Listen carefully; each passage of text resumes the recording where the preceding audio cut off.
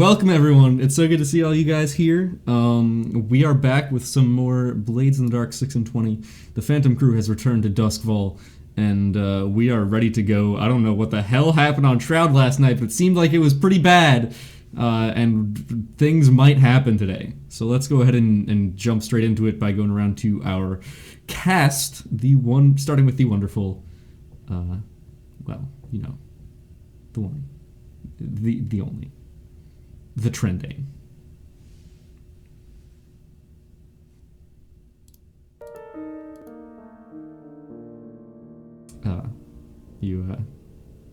That's you.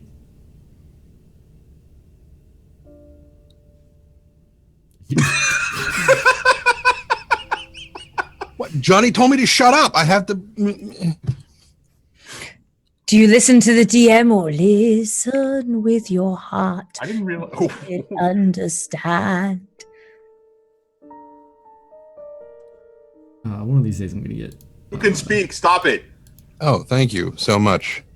Appreciate that. Hi, I'm Tren Sparks person. Voice actor, dude. And apparently, according to the tweet that went out moments ago, he said that I said that we have an army. I did not say that. I said that Nix said that last night. He told Tittle and Jot that Hocus had returned with an army of ritualists and whispers. I did not say that. So I am playing the Whisper, whose name was Charles Frowd for about 15 minutes.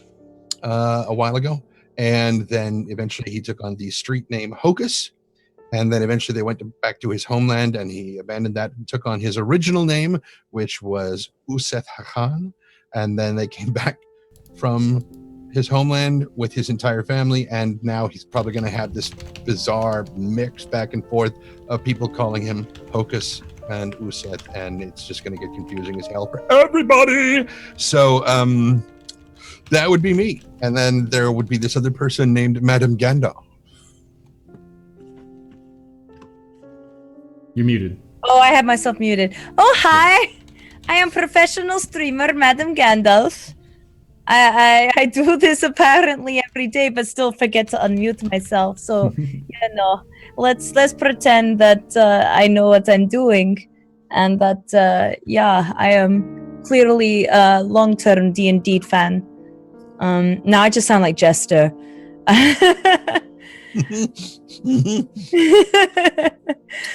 But hi, my name is Madame Gandalf. I play Ari on the show. I am unpredictable, unrelenting, and unforgiving. So let's see how that goes for Sky. After last week's heartbreak, where she kind of finally, after 3 seasons, put everything out on the line. We've been waiting for this moment for 3 seasons. Because it's been building up slowly. It's been that slow burn. And she was rejected, so she's probably looking at going back to Tips, her abusive ex, and probably going back onto the lure. And you know what? It's going to be all Sky's fault if she does. So, on that note, let's leave the guilt trip to move on to Owlbare. Hi everyone. This week I'll be bringing the happy and the jolly, while everyone else is bringing the misery. I'm Owlbare, otherwise known as Joff. I play the cutter Jinx Gotifer, whose real name is Sesereth Grines, who went by the name Grin in Duskfall, who, when he pretended that he had died, he then called himself Wrath, and then Wrath didn't last very long. He went away, and he went back to being Grin? No, he went then on to Jinx. Anyway, I've no idea who I am. But I do know that Jinx is in a really good spot right now, and he has the love of his life, Samandra, and everything's going well, and the Scoblin rebellion is ready to blossom, and Johnny is planning to ruin and crush all my hopes and dreams. So on that note, I will turn it over to Johnny. Well, I really would like to just give you all of the fantasies that you're talking about where I'm going to crush your dreams. But honestly, every time I put something out there, guys, it's because you have already inserted it into the world in some way. And I'm going to go back and say this before we get started. And Ari broke my heart last week.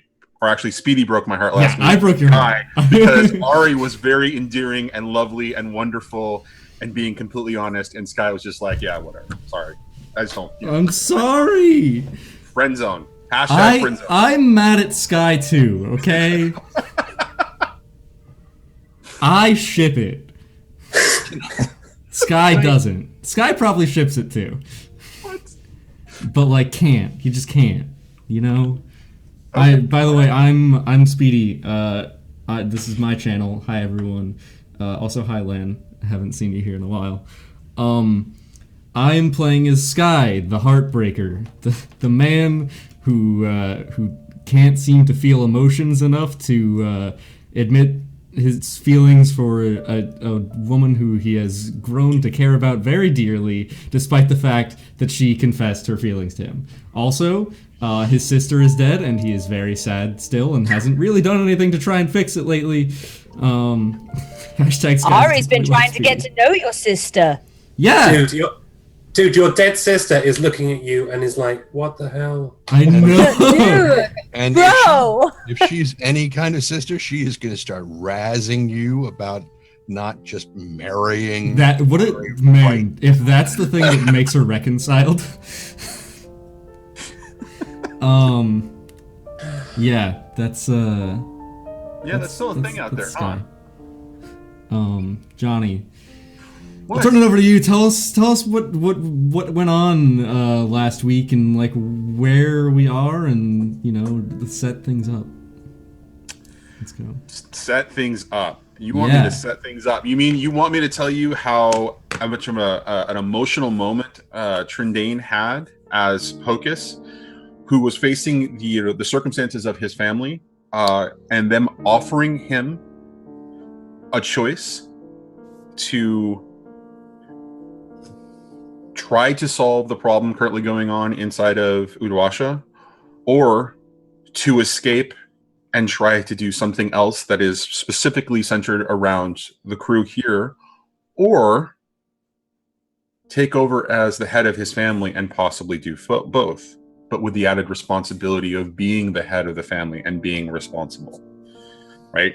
He chose the third option and carried his family from Uruya back to Dulskval, rescuing his niece from what she was going to accept as certain death, saving a great deal of people in the Imperial Army, even though they were ready to sacrifice themselves to death, and basically getting everyone that he cared about onto a train and out of Udwasha before they abandoned it to whatever these stumbling, bumbling, sort of weird, dead zombie type, but not really zombie things. And at the same time, we get Sky establishing and building a relationship with somebody Ari. who was called... Oh, sorry. No, No. that didn't happen. No, sorry. No, that didn't happen at all. I'm still flashing back onto the other stuff we were talking about before. Nice way to rub it in, huh? Yeah, I know. You're going to take that knife and you're going to insert it in there. You're gonna twist That's what I do. it. That's what I do. Yeah, I figured as much. I'm going to put a couple And of D4s in there just because they feel so good. So Sky makes builds a relationship and then hires essentially a minion to come back and start to mass produce lure for him, since his source has dried up inside of Dulskval, cementing a relationship that should make it profitable for him, but also continue to strengthen the already disconnect that he has with the rest of humanity.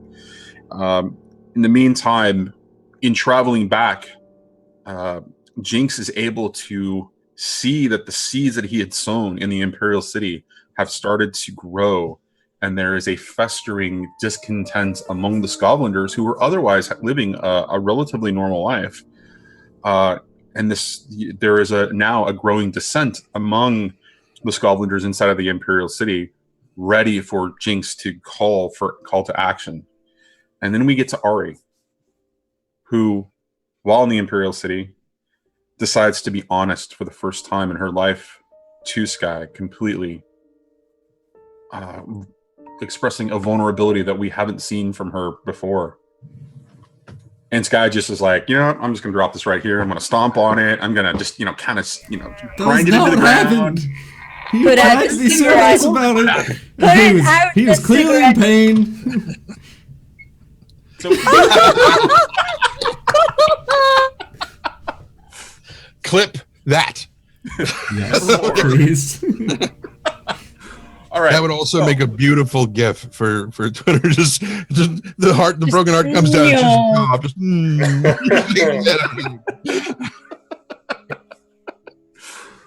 The hero of Scotland, the man they call Jinx. Who apparently went to Hogwarts. So as everybody arrives back into Doskval, things begin to get the crew begins to get settled back in. The train car gets put back into its appropriate location at Radek rail station. Got it. Hocus's family, because he's now Hocus again in Doskval, gets settled through the Eruvian consulate to a mansion inside of Brightstone. Jinx begins to check on the local Scotland population, where he had basically brought a man from being a complete wreck and drunk, Ulf, to this Scotland lieutenant that right now is, the right-hand man of Jinx. And then we have Ari, who is wandering aimlessly on the streets, unhappy, unsure of what she's doing, but still here because of the torch that she carries for Sky. And Sky, cold, calculating, constructing a laboratory for his new minion. And where we open up is Hocus making his way to the Speaker of the Spirit Wardens in an attempt to find out what they can do next, what options are still open to them, when out from a corner steps Talk and says it's time for us to talk.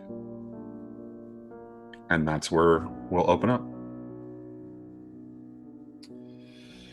Well, I must admit that I'm very happy to see that you are still faring fairly well after your last experience, when last we saw each other. He comes more fully into the light around the corner, and you see that he's got a cane and he is limping. The sword that was once at his side has now been replaced by a short sword and another dagger. And he is not wearing the armor that you last saw him in. And then again. Price was high. We must accept the consequences of our actions, he says. I think I may have seen another of your kinsmen, perhaps, recently in Udwasha, but more dressed in orange rather than red. Is there a significance to the colors you choose? Not anymore. They are affectations of the past. I look to the future. Which I presume is what you wish to speak of.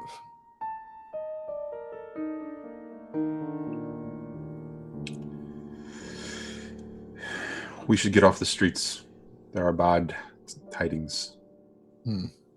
There has already been an explosion tonight in Crowsfoot. The nest has fallen. Oh.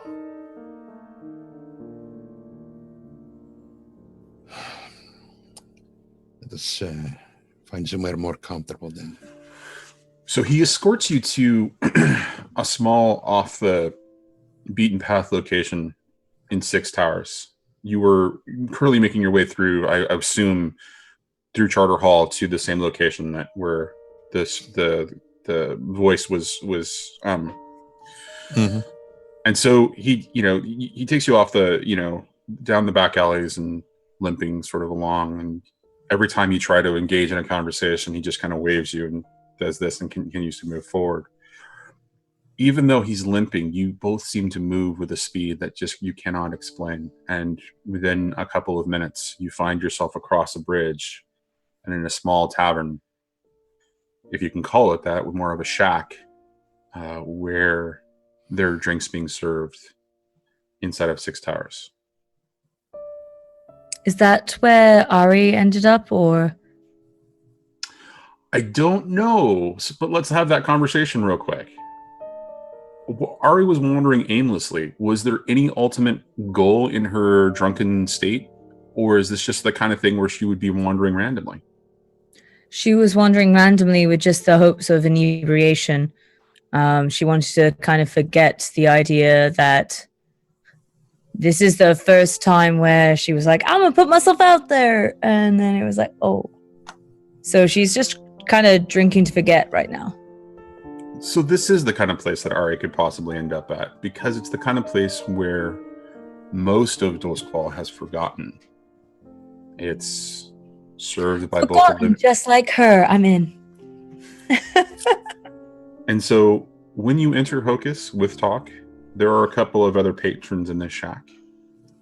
And off in a back corner, singing silently, slightly to herself, you see Ari. Very, very, very drunk and very lost.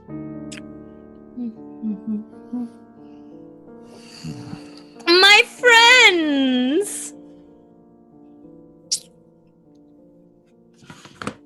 Oh, ghosty man! Grinny one!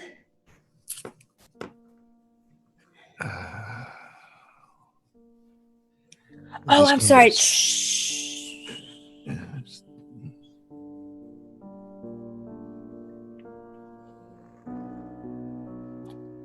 It's okay. This is coffee. Huh. And so Hocus moves to a table where you can see her, but not directly in his line of sight. Okay. Talk follows you to that location, sort of ambling, and for the first time you see him moving at that slower pace that you would expect him to be able to. And he sits down and he says, I think this is time for a reckoning of sorts. We should. He puts the cane on the table and he says, actually, I will just be honest with you. There's not much hope left.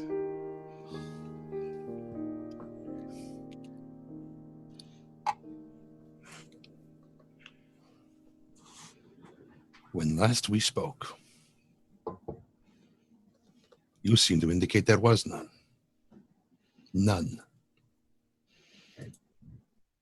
And you told me to leave, to get out of here. Mm-hmm. And I did. And now you're telling me there's not much hope left, which tells me that there was hope before. So, in addition to the fact that you say that now you should be honest with me, let me preface this by saying that you should have done it before. So, there is the first part of our accounting. The balances to be made. What's the next one? I told you exactly what you needed to hear. Otherwise, you were going to die.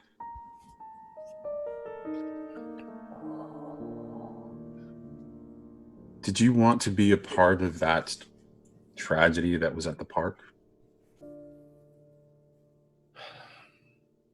What I wanted, and what I still want. You know what's in here. You know what I've seen. You've seen it firsthand. You know that my desire is to bring that back, to restore, do what I can to put the world back the way it should be. There is no going back. Every generation, some fool has that idea. And I am here right now to tell you that I am the last hope for things to remain exactly the way they are. If I die. I've lost friends. I lost 2 at the park. If I die, and my brother Bale, who you saw in Udwasha, and a couple of our companions that are left, the princes return in full force. The sisters win. And all is darkness. There are some who would try to reverse this. That is never going to happen. The spell, the ritual. Let me tell you exactly what I know.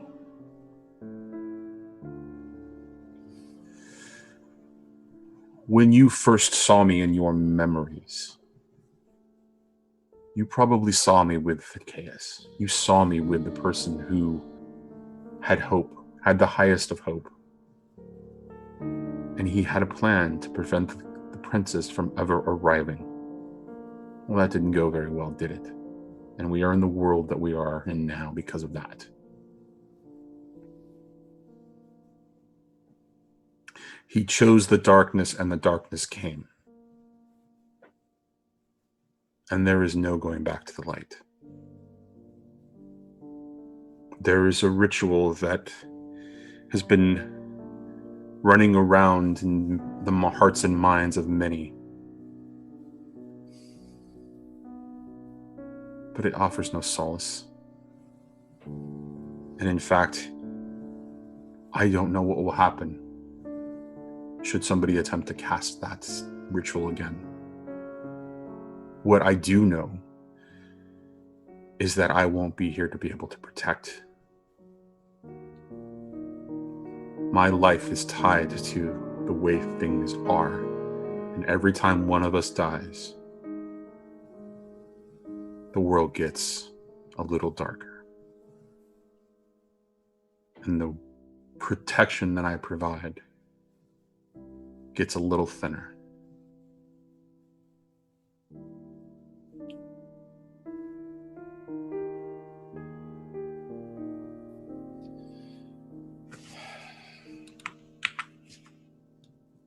My intent has never been. I know that you cannot simply grab a bucket and reverse the course of a river. That's not what I'm talking about. But if you could not send it back the way it came, but redivert back onto its truest course. I cannot allow myself to believe that there is nothing in the future but this, or worse. There must be another half to the pendulum swing. There has to be. If months before we met, there was a moment where I thought that, looking back on the memories from so very long ago, that when one passed, you went to the face of the black mirror, and you were judged. And if you passed that judgment, you were allowed through into the green fields, where everyone else who had ever lived and passed that test was allowed to live in beauty and peace for the rest of whatever, until, as my understanding goes, that mirror was cracked, shattered, much like they talk about the sun. And that was the result of all of this. Well, I say mirrors can be reforged. And if they cannot, if there is not undoing what has been done, but at least fixing a portion of it to bring back something, of beauty, something of grace, something of wonder. And if I cannot put my energies into that, then whether I die in 2 years or in the park a few weeks ago, what difference does it make?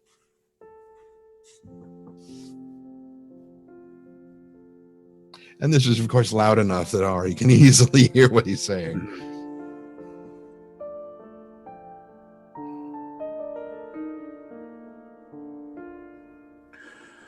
The risk has always been balance. That is what Caius didn't understand. When he did what he did, with my help, I was there. There were 13 of us and 13 assistants. One died.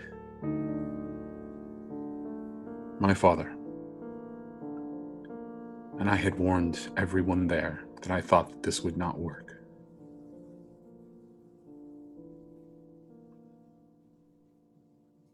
The reality is that by balancing things, by keeping things the way they are, the new balance means everyone still lives. I don't know what would happen if the ritual is committed again, other than it is an unfathomable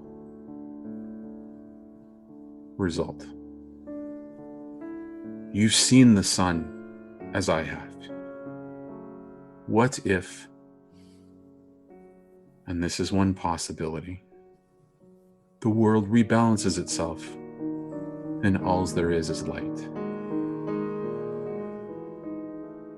Without the dark, we will burn. We will all burn.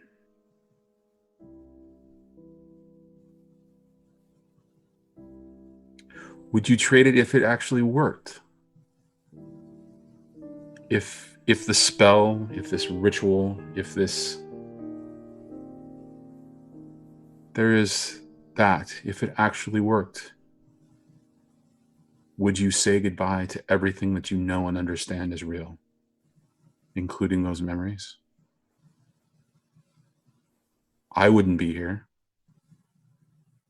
nor would anybody else that had any inkling or had been touched by the fantastic.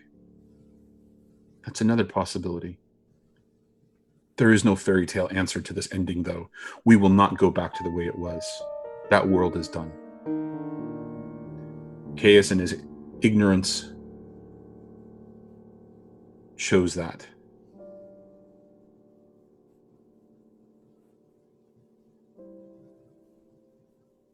In my arrogance, I thought I knew better. I won't make that mistake again.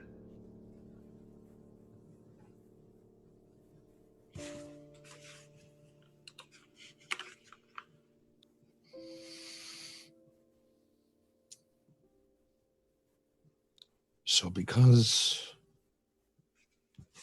you've made one mistake, you will give up. Not even bother to try, even if there is a possibility, because you have used the word. It is a very small word, but it has great power, the word if. If there is a chance that it could work. Wouldn't it be worth it to try? Or do you just resign to, no, I tried once, it didn't work, screw it?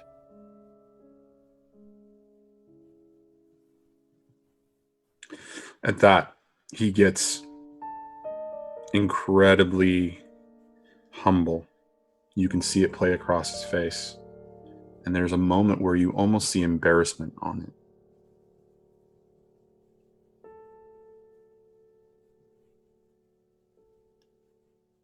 I'll tell you what I cannot do. I cannot be responsible for creating the evil again that I introduced into this world. It may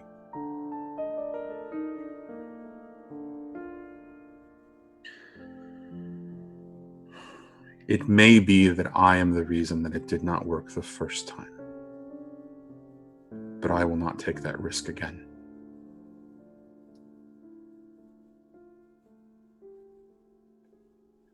Do you remember the moment where you saw the children? The children that Caius was lovingly expressing interest and gratitude to. Do you remember all of those children that he was gathering?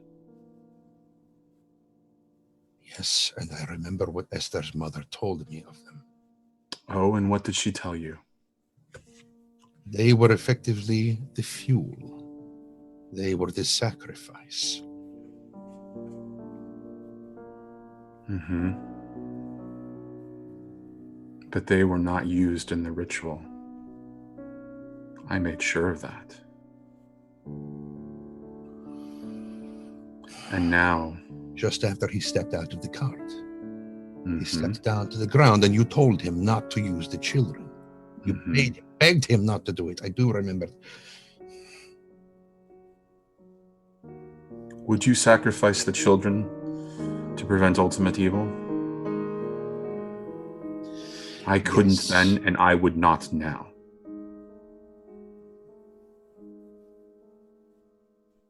And in my vain attempt to stop, and in my vain attempt to sabotage this, I was responsible for Esther. I made the children what they became. Monstrosities. And the thing that you knew as Esther, that mother, that figure, her grotesquerie is my responsibility, and I bear that weight till the end of my days. But I will live long days to make sure that the world does not get worse. Nor better. If we're being honest, you are also not going to try to make it better. In almost 900 years, I have not seen anybody come up with a solution that is better. I doubt that is true either. There is a solution, you're just not willing to try it. And at that moment, you hear the chattering of Tittle and Jot excitedly as they come to find you. And they deliver Nyx's message.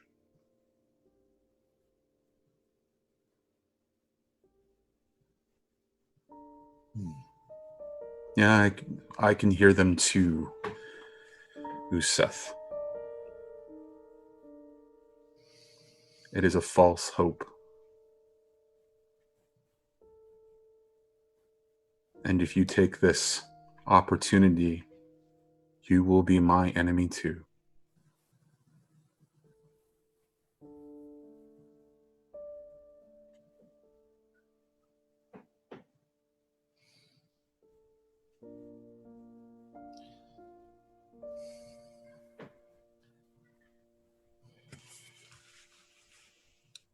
You ask if I would sacrifice those children. And yet in my way, I feel as though I have done far worse. 1,000 times over, with these memories that are not mine. They should never have been mine. They should never have been gifted to me. But I don't have to explain it. You know exactly what.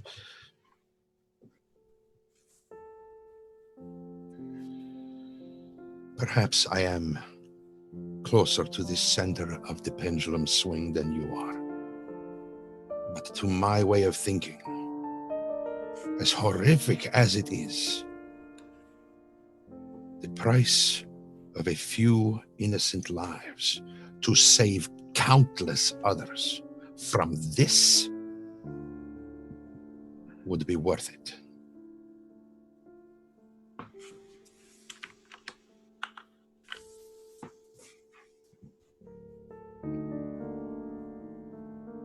Then you've made your choice. As desperately as I wish it did not set us to odds. I respect you, Doc. I really do. There is a beauty and serenity from Barrowcleft that I have not known. And it is a place that, were I worthy, I would very much like to spend more time, but I strongly suspect that I am not. It is the shining light in darkness. And any action you take will diminish it. And he reaches for his cane and begins to get up. I brought you here. Stand respectfully. We part as enemies, but I will see you on the battlefield. Until then. And he begins to slowly make his way out. And that's when you hear the second explosion. And the crows. And the crows.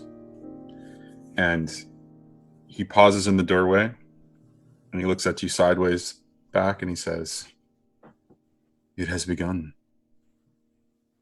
And that's when the bells ringing catches your ears. And it goes in even more intense and intense and intense. And Ari, you see Hocus pass out. Ghost man. Ghost man. Middle of the floor. Okay, I know you don't like me touching you, but there's booms going on outside. Like is explaining out loud, basically, like kind of asking consent from a person who is not able to give it right now to just drag him out of there. And okay. She will. She's going to, with all of her strength, all of her might, put everything into getting Hocus out of this situation as far away from the explosions as she can fathom, to the safest place that she can possibly think of. And where do you take him? What do you do? Hail a cab of some sort and just try to get him back to the car? Come over here, goat carriage that we forgot about in this area. Okay. And bundle him up into our goat carriage. And at this point, she's unsure whether to go back to the train tracks, where she's pretty sure everybody else might still be. It is one of the farthest points from the explosion, truth be told. So there we go. Let's do that. She's going to take us back to where she believes Sky to be. Because at the end of the day, just Sky. Just Sky. It's like just Monica. Just Monica. Just Sky. So we're going to cut while that journey is happening to Jinx. Where are you in the city at this point? I'm probably in Kellen's back room, having conversations with various lieutenants, various people, just getting a sense of where things stand and what's going on, and listening to the tidbits as they come in. So you get a fair bit about the crows basically taking over Crow's Foot and all of that. You are getting other little bits of information about the city when the first explosion happens and word comes in that the crow's nest has fallen. And that seems to stir up a little bit of an uncertainty among the crowd of Kellens, because there's a fear, yet again, that someone might blame the Skullblins for the explosion. I grab two of the nearest scarves. I go out into the front room and I grab 2 scarves and go. Find out what's happening. Come back as soon as you know anything. Okay, and they take off. And so as that conversation is happening, or as that momentum is happening, there is the unrest, the uncertainty, and people are actually starting to leave. Kellens to go to their homes, to shelter in home, because this would be one of the first places where the Bluecoats would come if they suspect. And that's the sentiment that's going on in the crowd there. Be with your loved ones. Don't do anything stupid.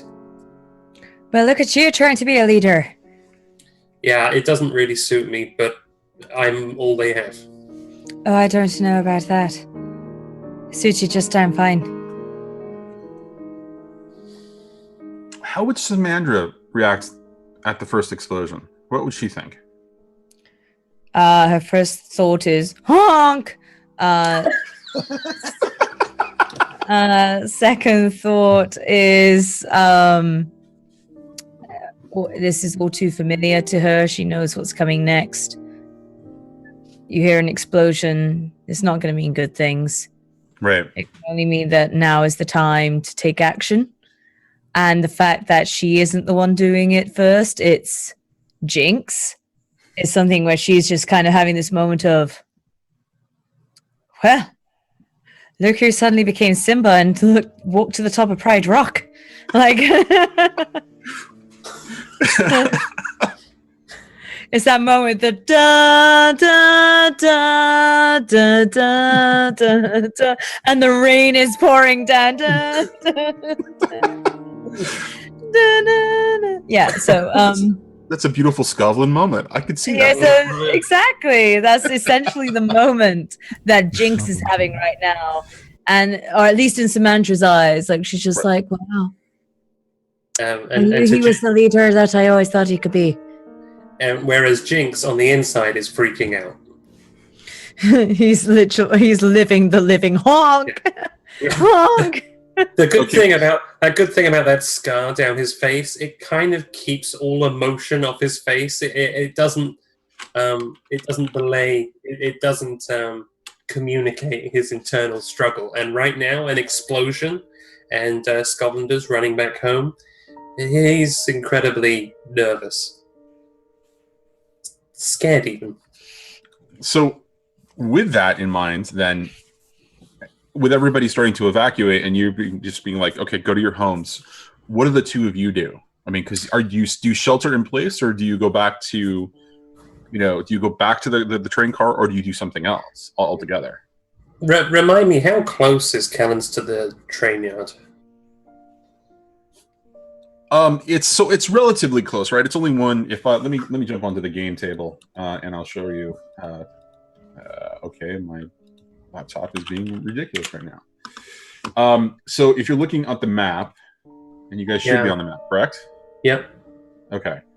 So if you're looking at the map, it's loading in slowly. Kellens is here, right? Right.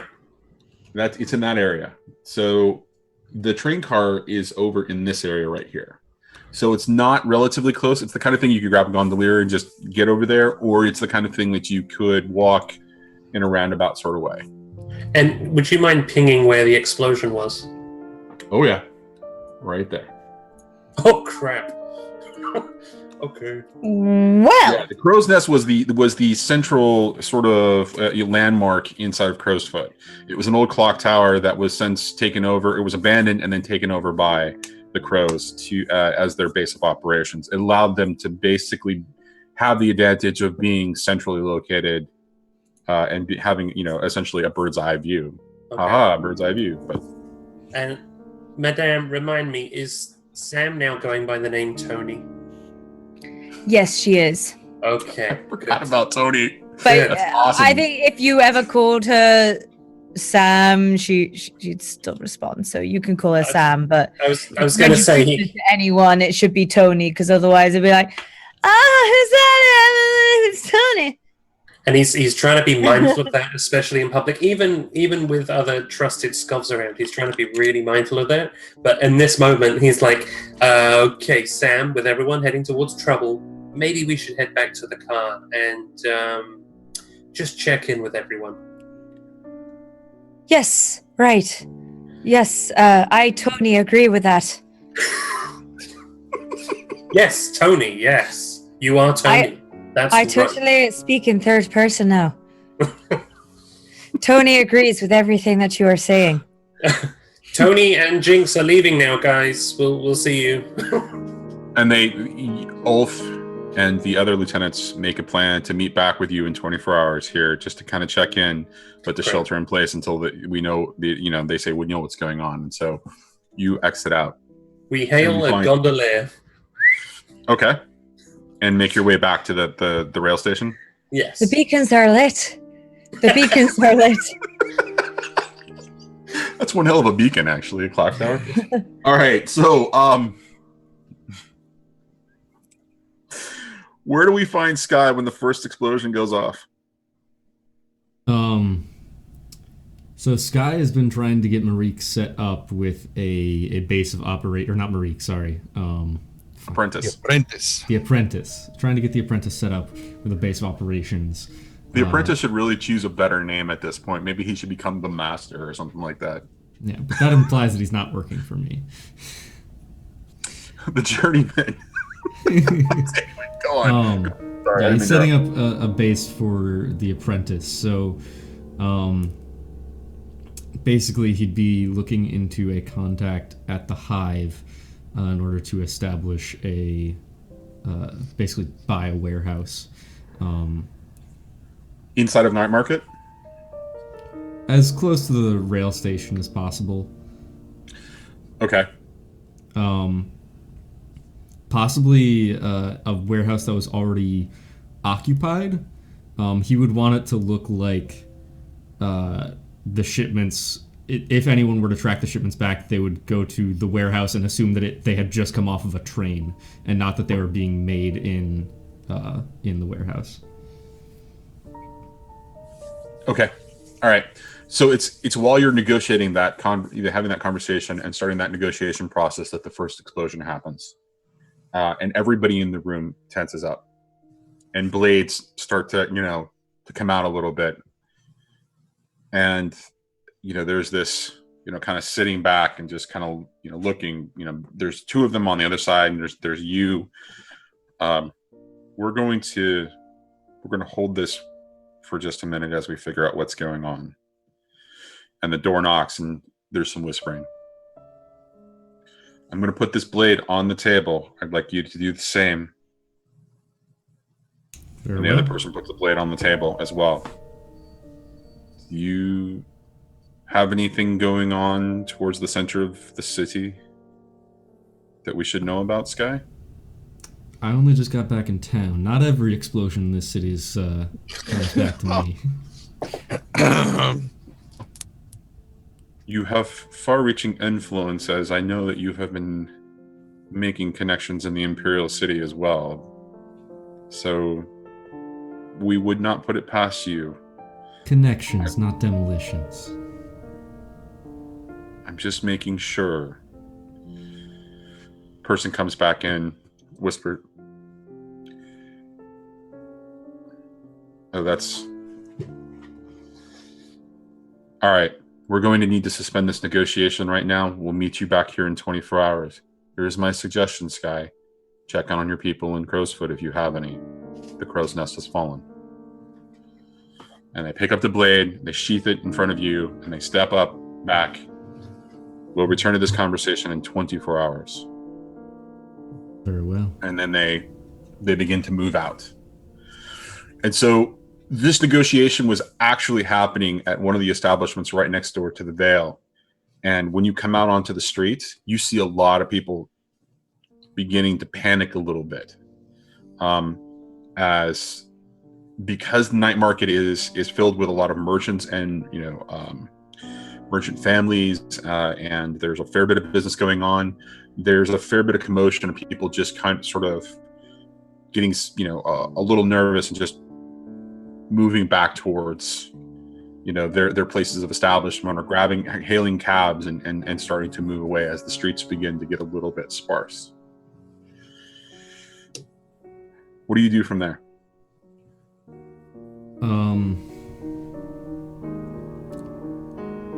Sky would go back to the rail car and wait for everyone else to meet up with him. Okay, and it's at the time that you get to the rail car that the second explosion happens. As Tony and Jinx are arriving at the same time. And you can see the explosion. It is quite a large explosion, and it is coming from the area of Charter Hall. And the plume of fire and smoke going up into the air kind of lights the sky up a little bit. And at that, you also begin to hear the crows cawing in the distance. And for a second,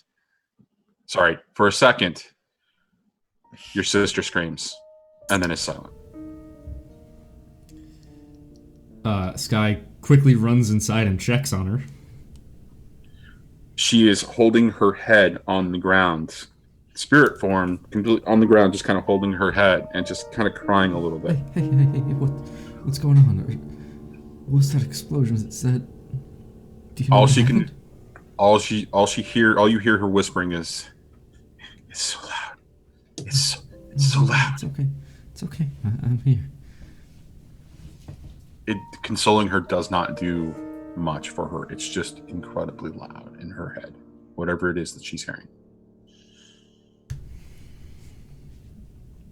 What the hell was that? We just got here. I was going to ask, what did you blow up this time? Explosions do seem to follow you guys everywhere. I heard the first explosion was crow's foot. The nest has fallen, but I don't know what that was. And whatever it is, it's got to be something of a spiritual nature. Affecting. Well, we know it's not an accident, because it's never an accident. I don't like this. I don't like this at all. No, I don't either. I want to know what's going on. Hell's Hocus when you need him.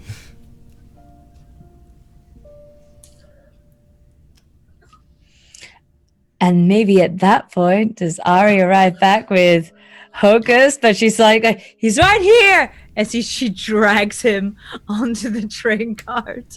By the masks, the straps, like... I got him! He's right here! Jesus. Don't Ari, worry! what did you do to him? For once, this was not my problem. This happened all of his own accord. I just happened to be very... right now. What's going on with your sister?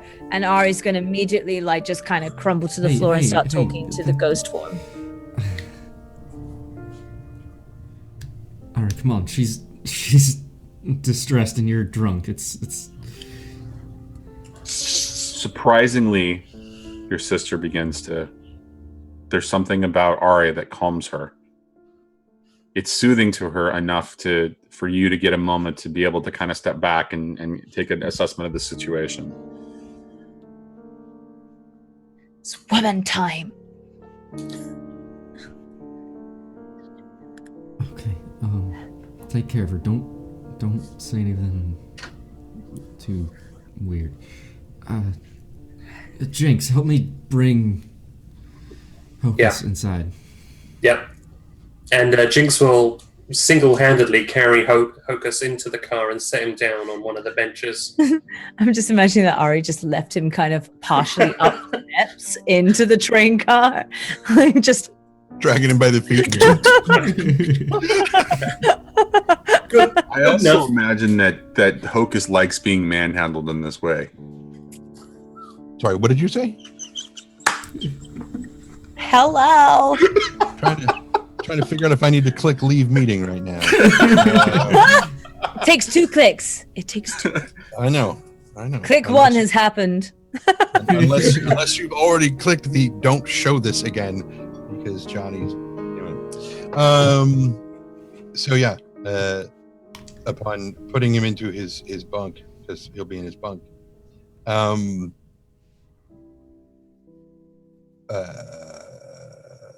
Hocus.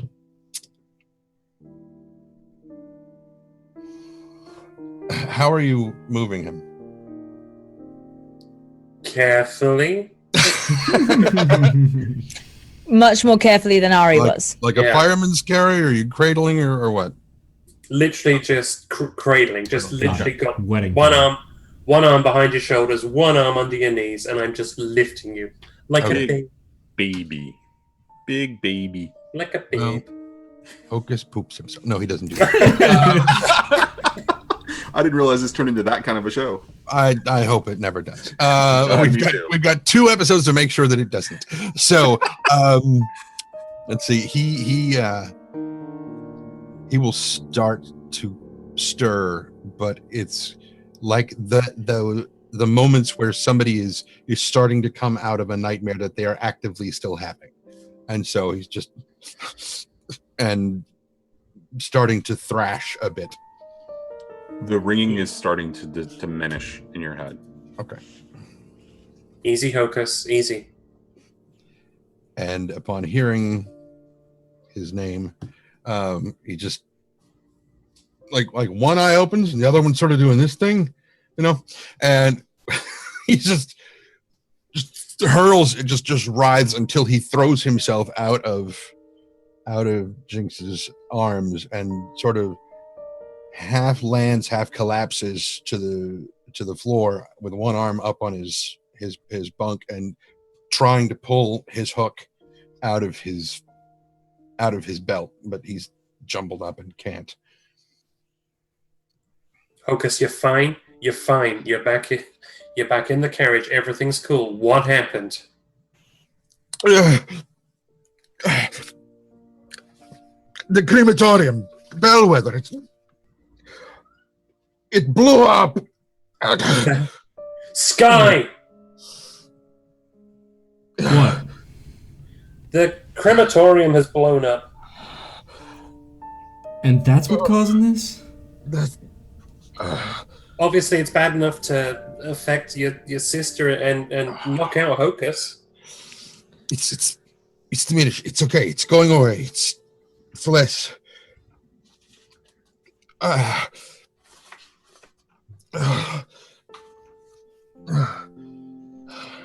Crap, what do we do? There's nothing we can do. What does this mean? What this means is that why does this have to happen to me in this I don't understand.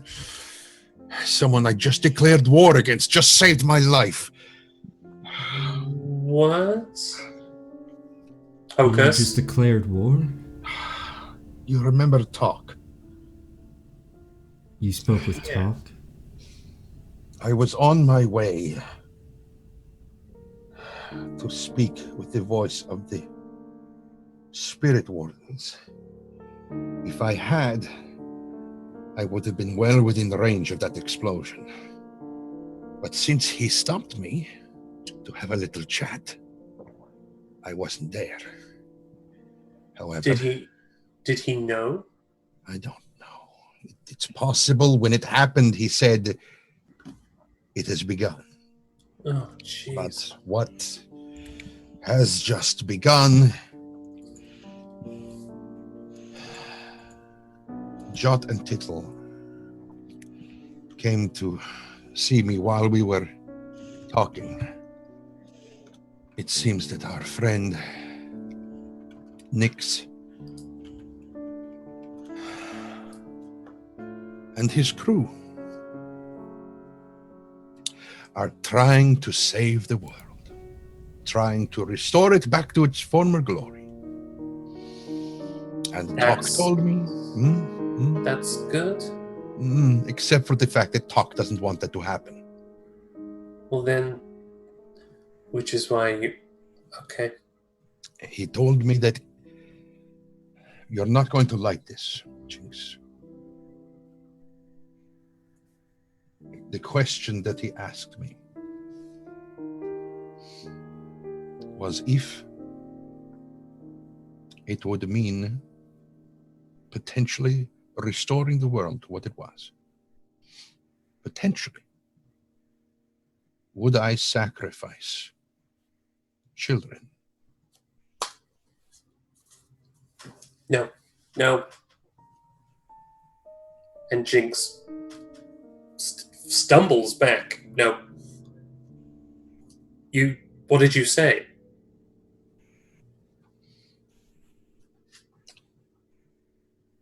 Oh, Hocus.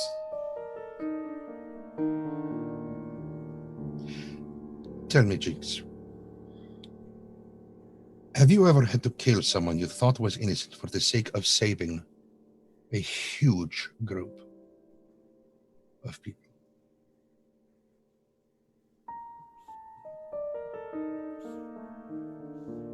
I have. Do us both a favor and do not lecture me on morality. It's less a lecture and more drawing a line. I've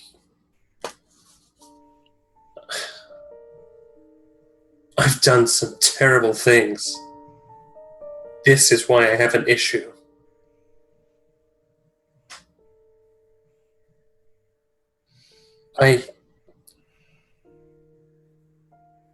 Oh, Hocus.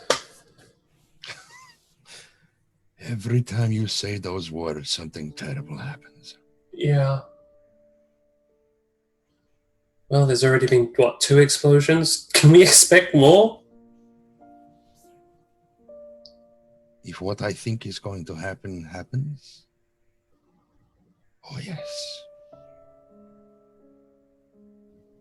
Seems like more than just explosions are on the line.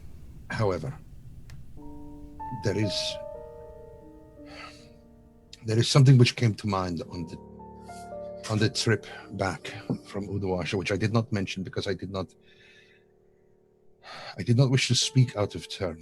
But Jinx, a lot of times when this group, when we set some plan in motion, we don't often have a backup. And Nope. so something came to mind which might...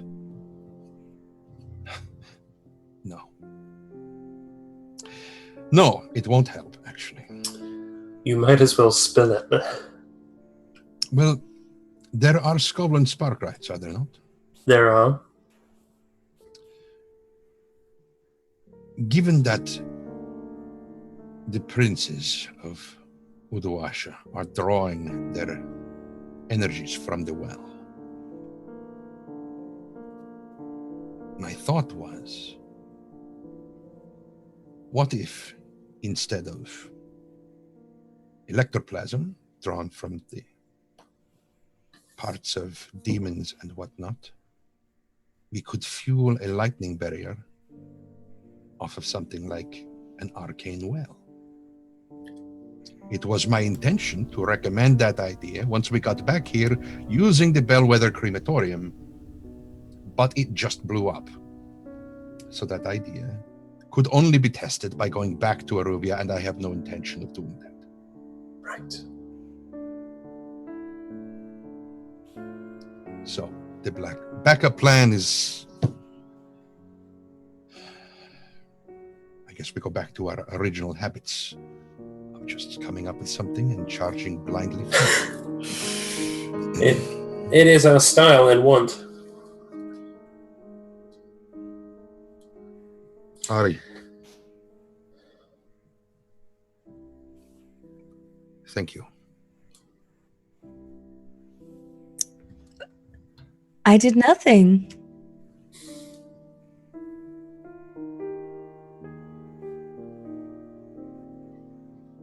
And she kind of gives her own kind of little smirk there. Well, she knows she may have actually done something, but she doesn't want to admit that she did a good thing.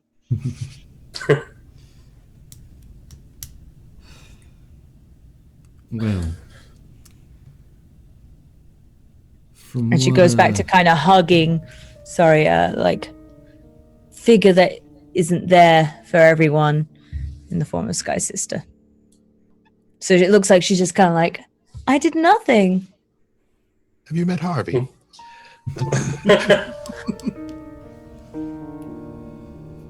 Hocus, how long did it seem like we got before whatever bad thing seems to happen? He'll climb up on top of the car and attune and look out across the city. What are you specifically looking for? Or are you just looking in general? Well, he's seen Duskfall in various states, but would imagine with the explosion of the Bellwether Crematorium, things might be a little bit different in that direction. Basically, just looking for things that are changed, currents in how spiritual energy flows and similar such. So, generally, there is a newfound glow over the city, as if there is some sort of bloom or blossoming energy that is beginning to kind of glow and permeate from the city, almost like almost as if the city is taking on an iridescent glow in spectral energy. If you look towards Charter Hall specifically, you can see an intensity around where the crematorium once was housed. And from there, you can see a gigantic spirit well has either miraculously popped up, or maybe the crematorium was hiding it before, but it is now there in the center of Charter Hall, and it is brilliant, and you can see it, and it sings to you in the way that, you know, that type of energy begins to kind of just call, you know. But then there's something really interesting going on when you look very far to the north into Toward the Lost District. Towards the Lost District. Yeah. Where you see another sort of weird glow. But it's like looking at a pack of ants coming out of the mound in the dirt. It's just sort of flowing and moving and kind of just changing and going, and it's the Lost District, and it's just intense. You can't get quite a bead on what's going on there because there's so much activity. But Yeah, and it's a fair distance away. Uh-huh. But when you look towards Barrowcleft, there is something really strange going on there. It is brilliant, and it is golden, and it looks like it's amassing power, like it's growing. And if you do the trajectory and the angle and all of that in your head, you realize that it's coming from very close to where you found Talk and his brood inside of Barrowcleft.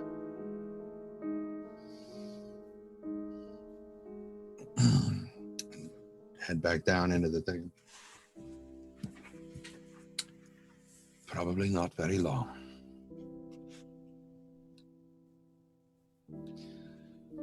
There is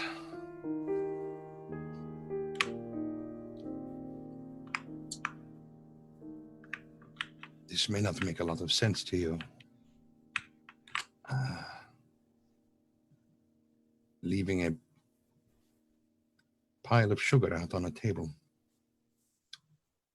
and watching as it draws in everything from ants to bees to wasps.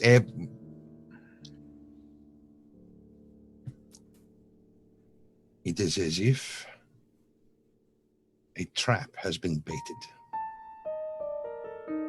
And there are two opposing forces, one in the Lost District, one in Barrowcleft, that are getting ready to possibly make a final stand.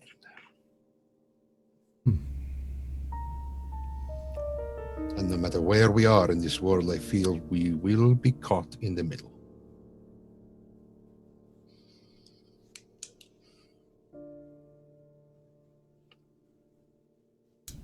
So, sounds like we need to maybe pick a side. I fear I may have already done that for us. Definitely for myself. Talk made quite War clear with that talk. Yeah. I assume then that whatever's going on in Lost District smells a bit like Nick's. A little too much like him. And I could smell that stench from a mile away. You know, you're not going to like this. But I'm starting to get the feeling that perhaps he may be correct, at least in this. I'm not saying we join sides with him. Certainly not permanently. But if anyone is going to have more information about what has been going on while we have been gone, any information that might be something we could put to use, you can be guaranteed he's at the center of it. At the center of the information, not necessarily what's going on.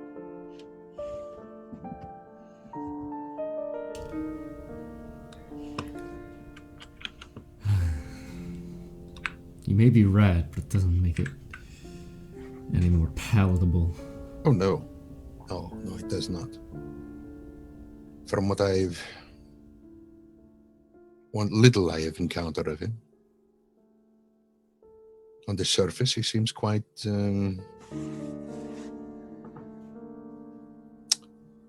professional. That's one way to put it. But only insofar as his business is concerned. At that moment, you hear a scream outside. Who wants to run out first? Running out the door. There we go. You see an unusual sight. There is a group of 3 or 4 individuals, rail workers, running in a panic. The woman is the most vocal in her screams because she's at the back of the pack, as there appears to be a spirit warden attempting to hook her. Its hook is extended out and it is swiping at her. How far away? Probably a good 100 feet.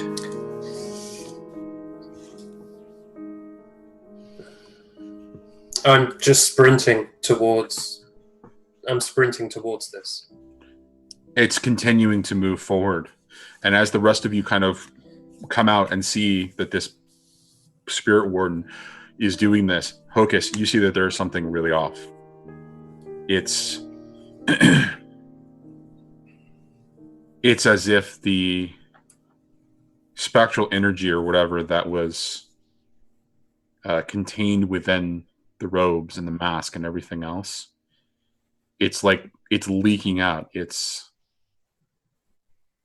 almost like falling off. It's strange. It's like not just dripping off, but it's like falling away in pieces. And you can see that it's getting harder and harder for the thing to move as it attempts to try to hook the woman.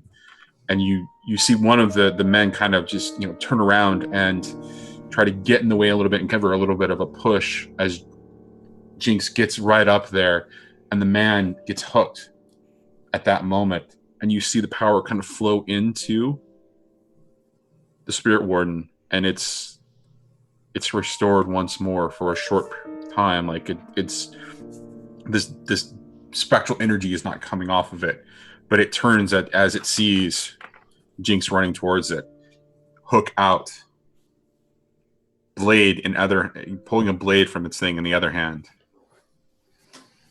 and it's taking a defensive position against Jinx. Whoa. And I'm attuning. I'm just in case I need to throw a punch. I'm attuning. Okay, this thing is all over the place for you. It is crazy. It is vibrant. It is buzzing. It is something like you have never seen before. Have you ever experienced being in front of a spirit warden before? I don't think I have. So normally what you would see is something in robes and a mask, and it's gloved hands, and it would have the hook. You've never seen one with a blade before. Like you've never even heard of one carrying a blade before, but it is clearly intent, on defending itself as you kind of come up, and it doesn't respond as you speak. Can you hear me? What are you doing? Don't make me take you down. And it continues to move forward, slowly inching towards you in a defensive position, but still moving towards you. Sorry, I'm having cat problems. Okay, so the kukri's coming back. The kukri comes out off the back of my belt. The moment that you start to grab for the kukri, it swipes at you, trying to hook you. Okay. And so you have an opportunity to react. The kukri is coming out. What are you doing?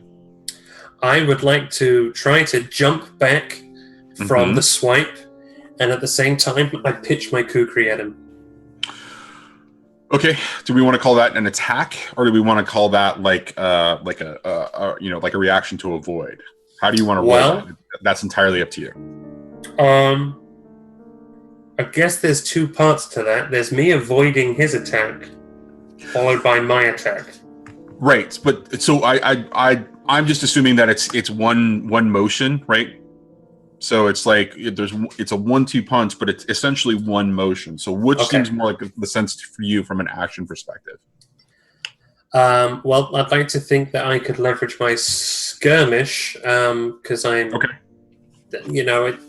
Jinx is a nimble guy, and everything about his fighting style is very fluid, and he does like throwing his daggers. So I can see him jumping backwards at the same time as loosing this thing. Okay, fair enough. So I'd very much like to roll skirmish. Okay, then that works. That works for me too. Okay. All right, so the position is going to be risky because he is clearly making his attack. Yep. Unless, risky. Effect, however, you're a pretty strong fighter, so I'm thinking the effect is going to... Well, go ahead.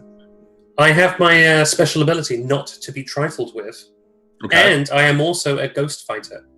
Okay. Ghost fighter doesn't quite apply because he's a physical form. But, yeah, you can leverage... I can't remember the other ability that you just mentioned. Not to be trifled with. Not to be trifled with. Sorry.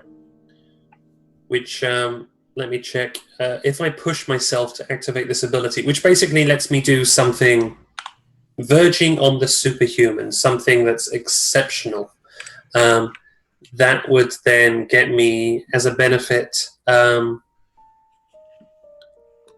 dice. Okay. Yeah. Okay, sounds good. And that's going to be we're going to call that a standard for effect. Okay. And then you get the +1 dice. Standard. Do you want to push yourself or take a devil's bargain? Can I hear the devil's bargain? Absolutely.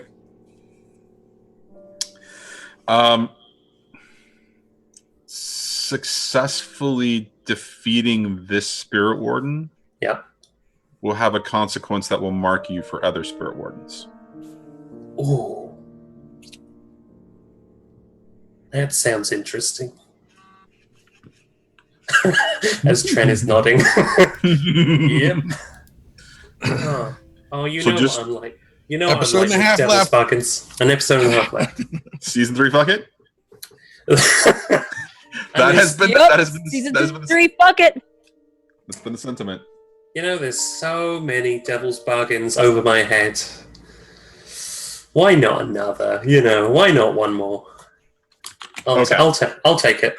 All right. So this is actually, so just so you know, I'm going to be very, very clear about this before you completely accept it. Okay. There is already somebody else who has been marked in the game. Okay. So they're not dead yet. So they're not dead yet. So it's not a bad thing, or it's not a tragic thing. It's a bad thing, but it's not a tragic thing. It hasn't happened yet. So, all right. Anyways, so make your roll. So that gives me an extra dice, right? Just that is correct. So that's okay. Yep, absolutely. Oh, do I also want to push myself? If you've got the stress. You know, we haven't had downtime in such a long while. Well, so you clear all your stress because you wouldn't have been on a train, right? And that would have cleared all your stress. Oh, in that case, I'm going to take some stress. Okay, go for it. I mean, why wouldn't I? Because being on a train isn't stressful at all. Yeah. Okay. Here we go. Crit. Oh my gosh. That's terrible. Well, no, it's a 5. It's good, but look at those dice. Yeah, that's taking the devil's bargain. Yeah. The devil's bargain is the 5. Yep. I mean, if you push yourself, you push yourself, you got the 4, and the 4 and the 5 are the same. However, okay, so describe to me how does your kukri take this spirit ward now? Like, what happens? How does the blade hit it? There's little to see of them, right? They're pretty sealed up. They wear a mask. They've got a hooded. They got a hood that is behind their mask essentially, but it's it covers the rest of their head. Okay. And then they wear robes and they have gloves, and you can their feet are booted. You really can't see them for the most part. They're shapeless in a lot of ways. What are the masks typically made of? Are they porcelain or are they wooden or? That really kind of depends on the tradition. Typically, when we're talking about spirit masks, or the spirit wardens, on the other hand, I don't know, Trent, what do you think makes sense? Because to me, it seems like it would be a wood, or even almost like a pottery, like a very light colored wood. Yes. Okay, so yeah, it's a piece of wood. It's essentially the masks are wood. Okay, then with full force, I'm throwing that kukri at what would be the bridge of the nose. Okay. They are all identical. They are all identical. Even though they're wood, they are all identical. That's really creepy. Yes, it is. And the fact that you chose to throw it at the mask is beautiful because of the devil's bargain. Oh, crap. Yes. Yes, it is. So it goes and flies in and just nails the thing, and it falls to the ground. It just falls back and falls to the ground. Okay. And the mask is sort of now positioned on there, and it's just kind of leaning back, and it's kind of moving a little bit, and then it just stops moving altogether. But there's no blood. I'm even hesitant about fetching my kukri. And that's okay. Hocus is moving in. Okay. And what is Hocus? Using his hook, he hooks the hook and pulls it away. So that it's not in the spirit warden's grasp. All right. The spirit warden does not react at that point. The blade that fell on the ground is kind of odd, though. For the first time, you get a chance to kind of look at it. It's a blade. It's a black blade.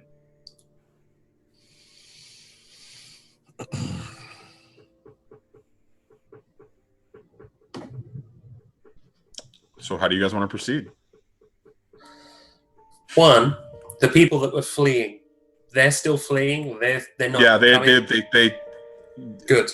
The one guy that got hooked, his body is on the ground. The rest of them kept running.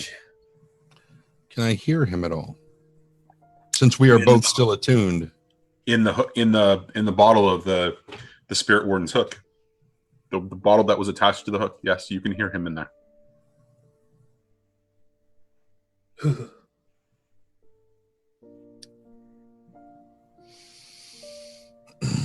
Are you going to take your knife back? I'm thinking about it. Oh, And Jinx will tenderly. I don't know what he's expecting, but he snatches it back up and. It doesn't come easily.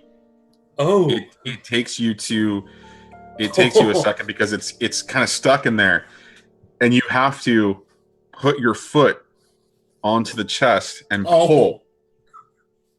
And it's at that moment that you pull that the mask splits in half. Oh no! And revealed below is not what you're expecting. I don't know if. Tell me it's a kitten. I don't was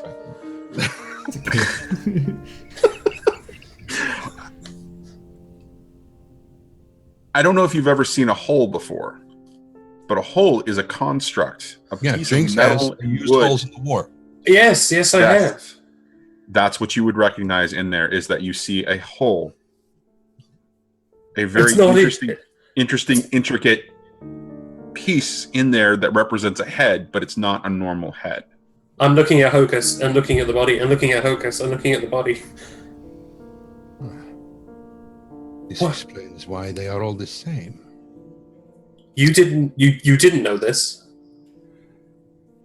I was beginning to suspect. Oh my gosh. This is some of the most intricate work I've ever seen. That's terrifying. Yes, and Hocus is going to take the spirit bottle that has the dude in it and tell him to, shh. Now, as recently as he was hooked, we've talked about this before, that there is the potential for putting someone back in their own body if they were recently pulled out. That's correct.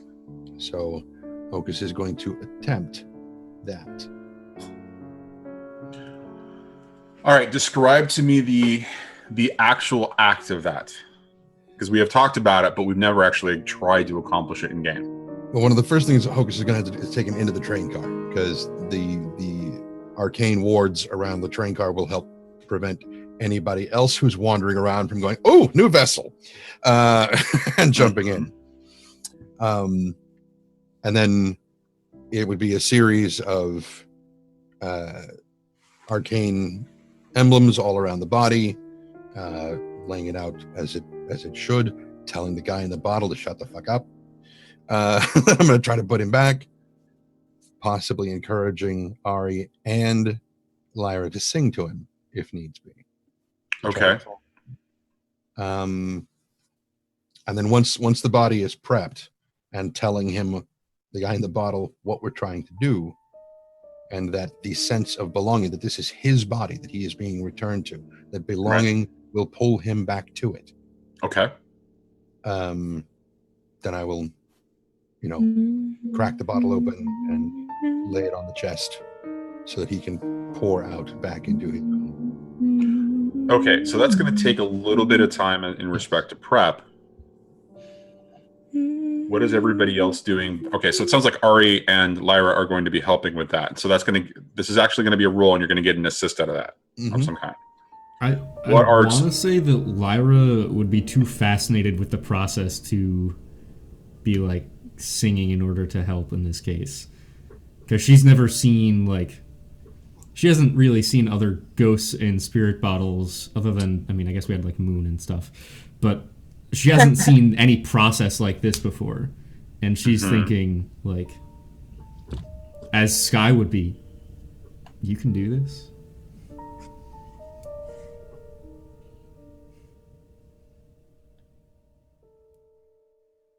Said he was thinking it. He didn't say said it.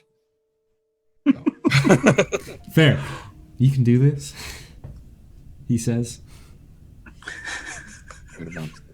No, he doesn't actually. He just kind of looks up and is like, but he's got his mask on, so he just puts his finger in front of his mask.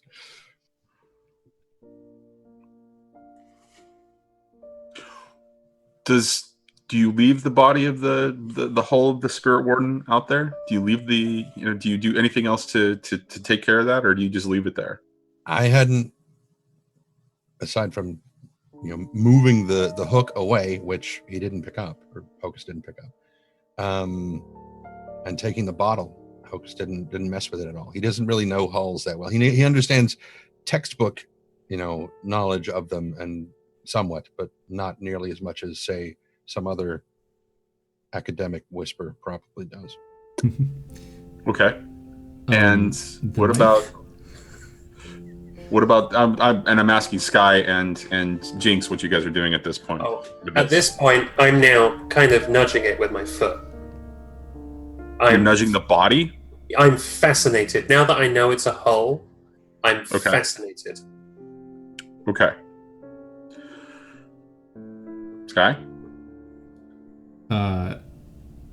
Sky looks at Jinx, looks at the body. Shit. Yeah. We can't just leave this here.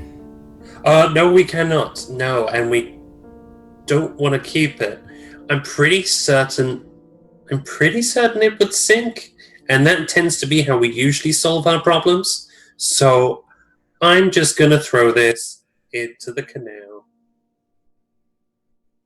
Although I really That's want the way to go. I really want to keep it. I'm not going to keep it. I might keep the mask. That would be wrong. I'm going to keep the mask. And that's what I do. And Jinx is kind of babbling. This is a new one on him. So he's going to pocket both halves of the mask, and he's going to drag that body over to the closest. And I guess I'm being kind of cautious for who's watching at this point.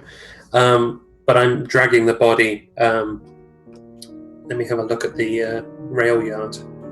I drag the body to the nearest dock and pitch it over.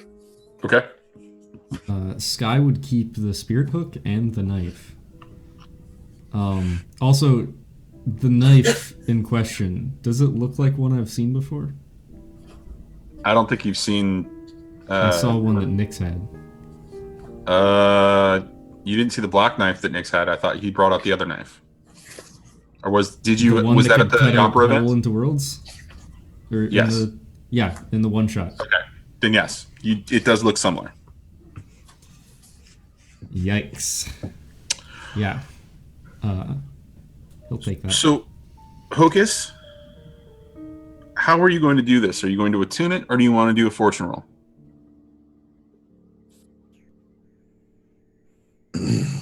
Under these circumstances, let's go with the tune. Okay. Controlled seems like a logical situation for me. The effect seems to be great, though, in my head, because there are varying levels of what this could actually mean. Mm-hmm.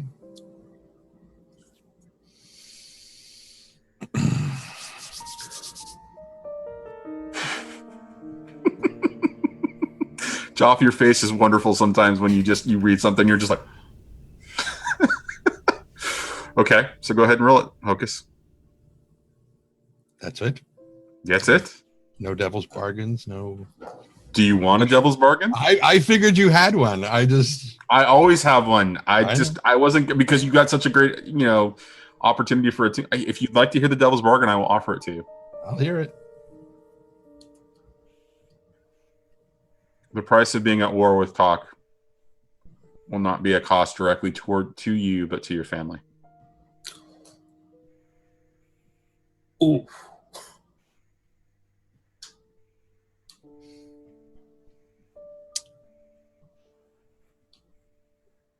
I will take that. Good. Because the consequence is going to be beautiful. Oh.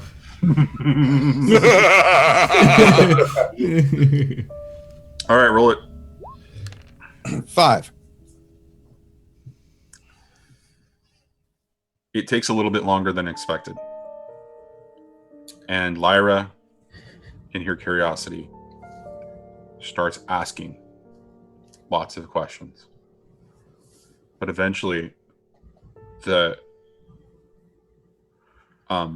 spirit finds its way back into the body and slowly begins to awaken, but groggy, very sleepy, and it takes time for motor skills and functions to return and speech. And finally, when it seems like there's a full, control, the person just passes out, sleeping, feeling restless, but sleeping. And that's when the questions begin from Lyra. Not to Sky, but to Ari. Can this happen to me? Can we do this? Is this... Sky never seems to think that... He keeps... Is this possible? Can I be born again? And they don't stop. I mean, it just starts. And it scares Sky. Like, this line of questioning, the first for the fact that it's not coming to you. Second, because of the line of questioning. Mm-hmm. She's never seen anything like this before.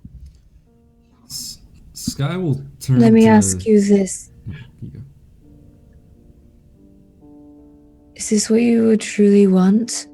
Even if it was an opportunity for you to come back, to have to deal with all of this as a living being once again?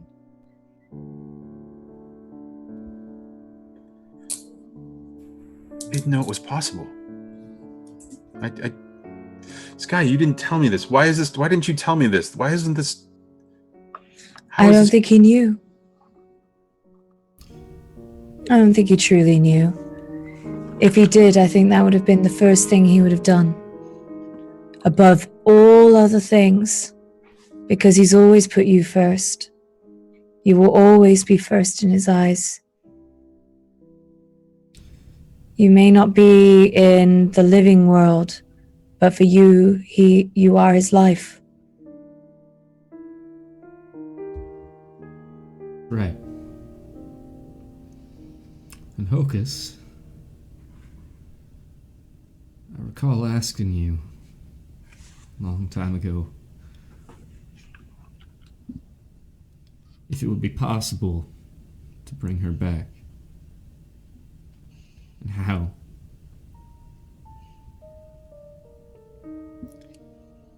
You never told me you could do this.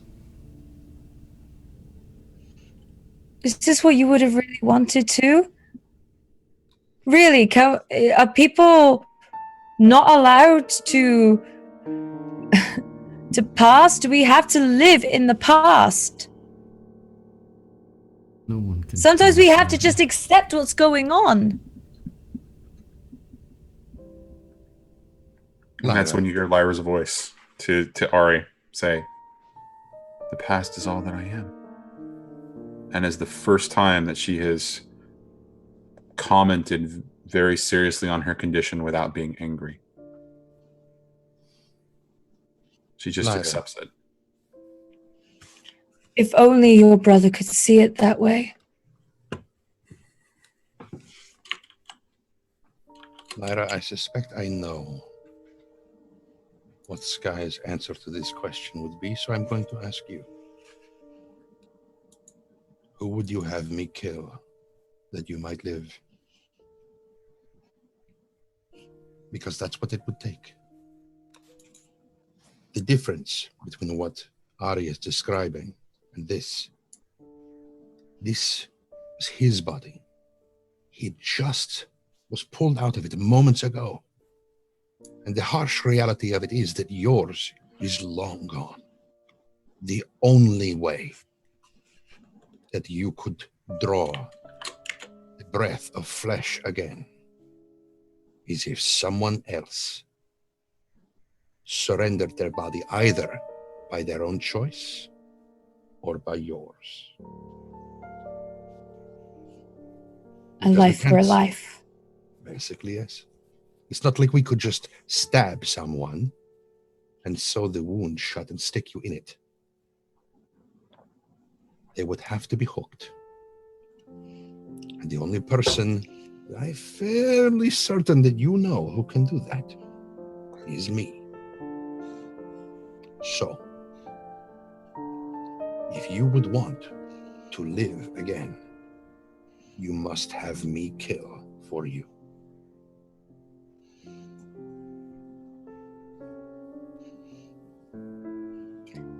And don't look at me, because even I wouldn't ask Ghostman that. She looks back and forth between the two of you. An awareness and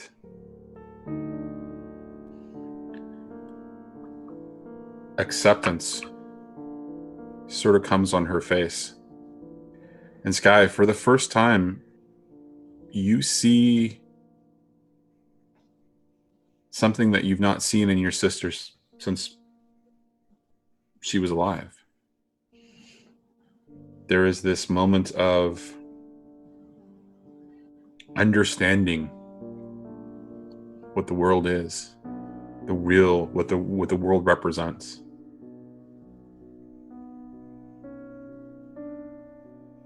And how it is cruel and beautiful at the same time. And you can see all of this, and it's sort of this, you watch the features harden a little bit in her face. And she begins to look exactly like what your sister looked like right before she died. That young, mature woman, not the girl, not the memory of the girl, but the woman.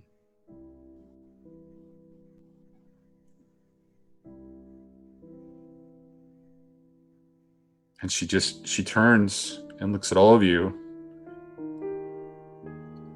and says, I need time. And she steps out of the car. And you just see her standing there, kind of staring off into the distance. But there is something clearly different about her. And for a moment, just a moment, she's as radiant as you remember her before she died.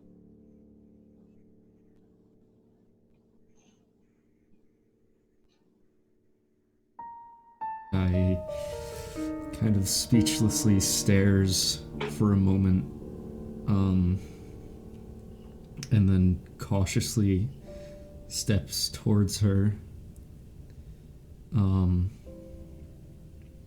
and tries to just lay a hand on her shoulder and just look out with her. It's gone, Sky. It's gone. The hunger. The need. I no longer need you.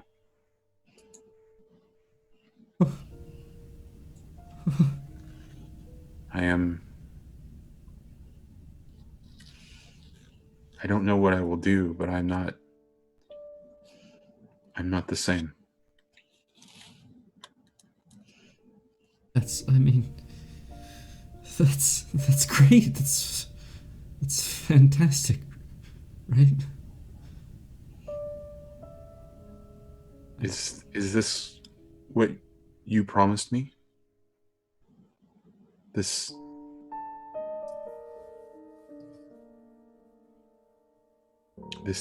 freedom from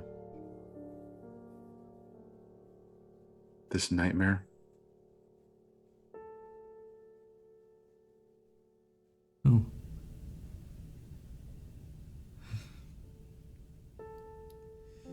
All I ever really promised you was revenge.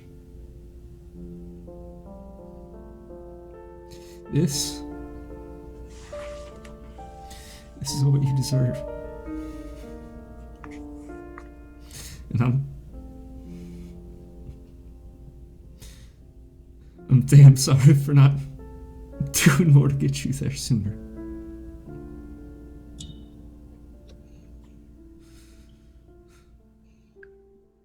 It was never your responsibility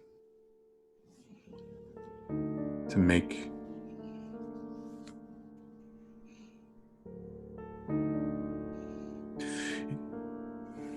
And she pauses, and she's looking for ways to just console you, and at the same time, you can see that there's a distance in her eyes.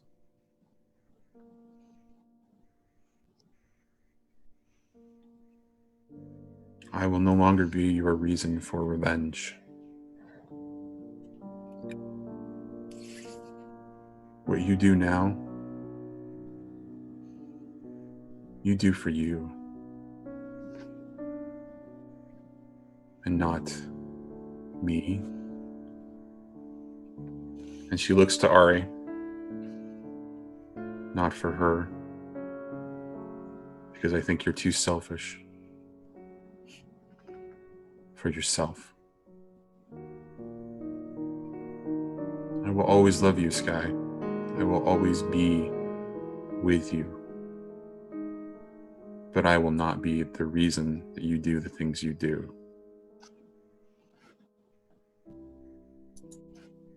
I will not be your reason for evil.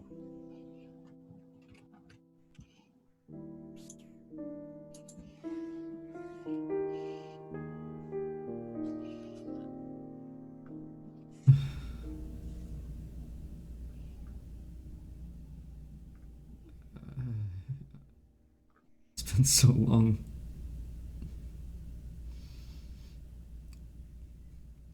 With that being the only reason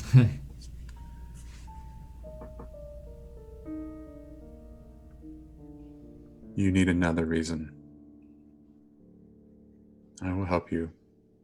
I'm not going anywhere. But you need to find it.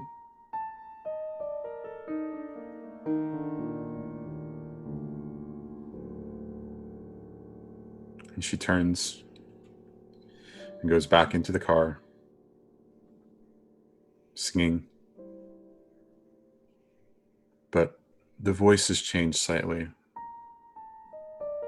She is a mature young woman singing with the voice of a young woman and not a child. Hocus, when you look at her,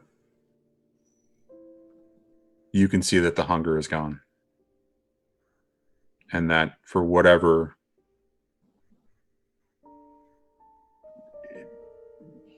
of all the information that you have in your head about everything that you researched with Sky in respect to reconciliation, this is the only thing that you can assume has actually happened.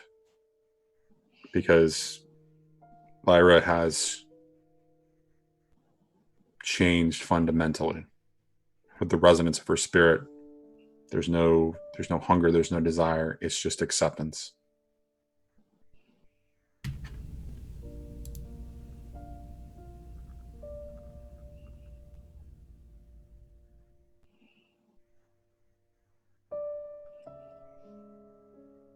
This guy's just sitting on the steps of the rail car,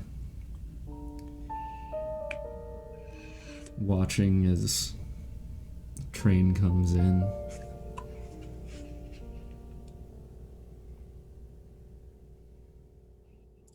Ari's going to, without any words, just come up and rest her head on his shoulder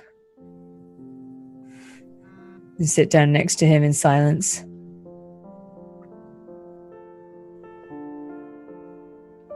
No expectations, no hope. Just solidarity. This guy looks sideways at you for a moment and then rests his head back on yours. And he cries.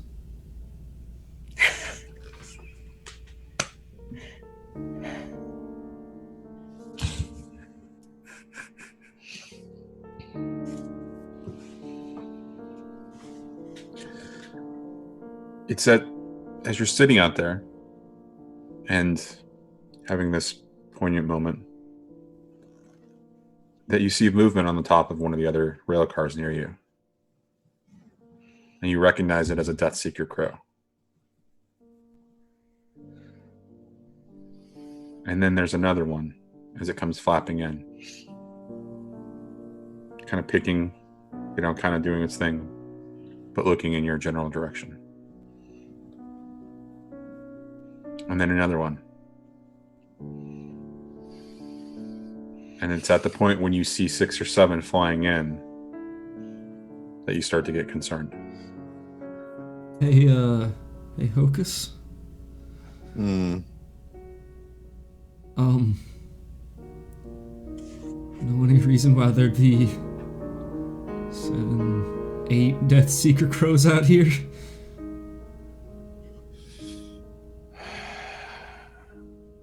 At this point, I have too many ideas to pick just one.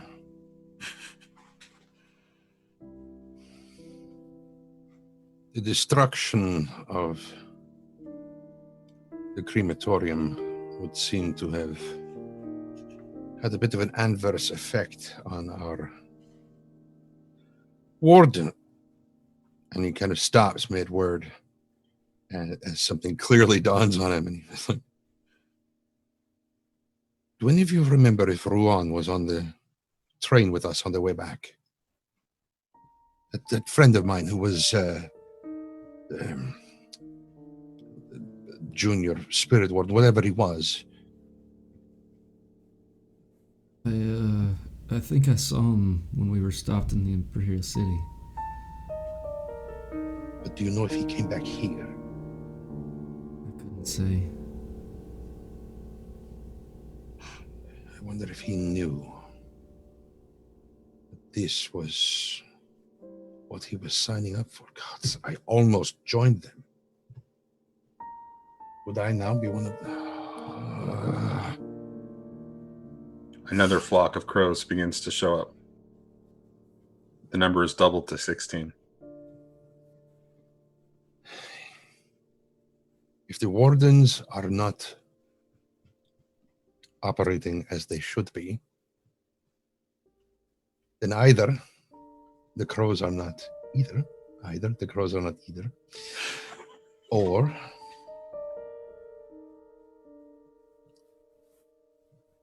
does it look like they are focusing on anyone in particular? Not yet, but they are definitely focusing in your general direction of the trade car. And another flock comes in. You've got probably 25 kind of loitering between 3 and 4 cars on top of the cars, but they're all just kind of eyeing.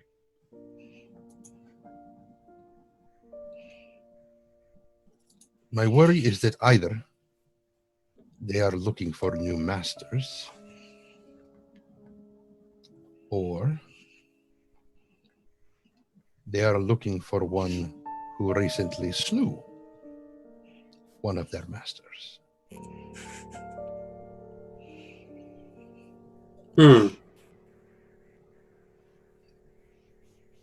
Jinx, why don't you get in the car and close the door? We'll see if the arcane locks help. That's a really great idea. And I slowly back towards the car. And the focus of the crows begins to shift immediately too. Oh dear.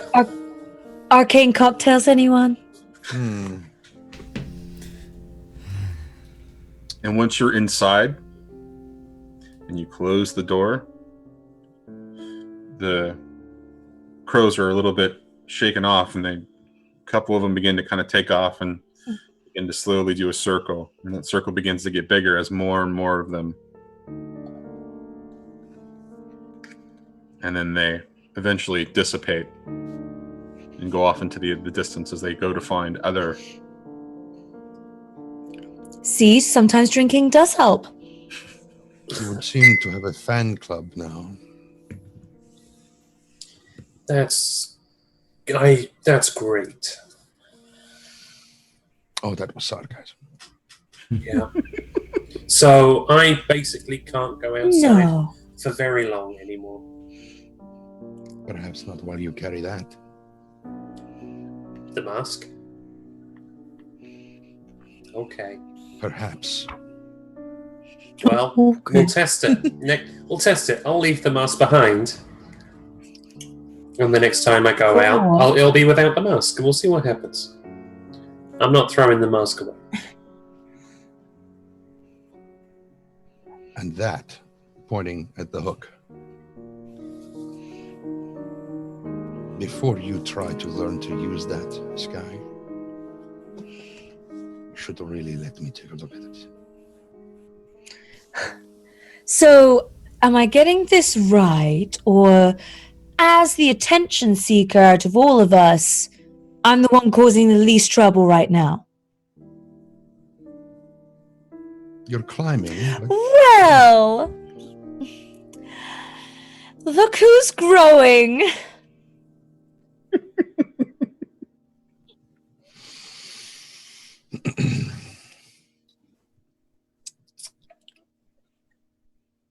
Sky will hesitantly hand you the spirit hook.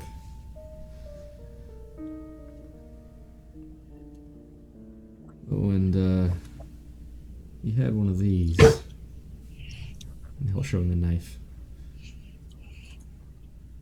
And presumably it is the same as the one that was offered to me. It is exactly the same.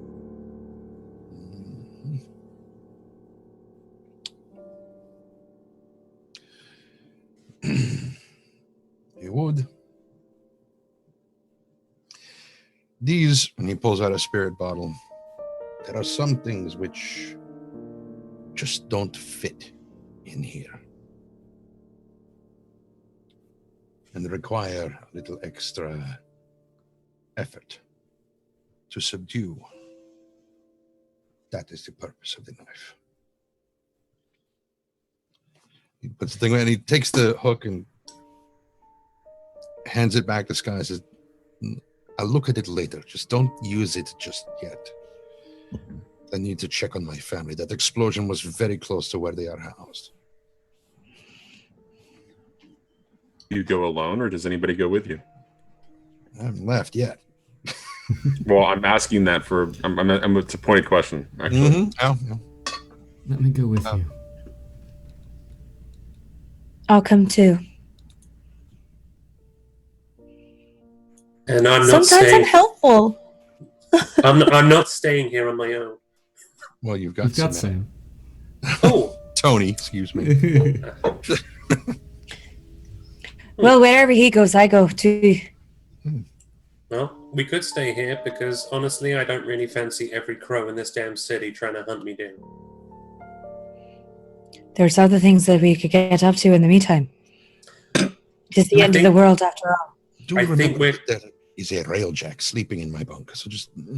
We won't use your bunk. And he Not just a huge turns. Let's get the Who said anything about using your bunk? You're going to use your workbench. No!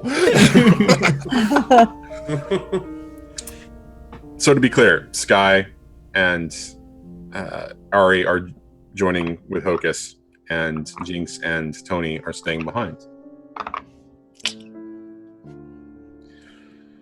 Traveling across the city towards Brightstone, you notice a very similar scene a number of times with spirit wardens chasing down people on the streets. But the crows are nowhere to be seen.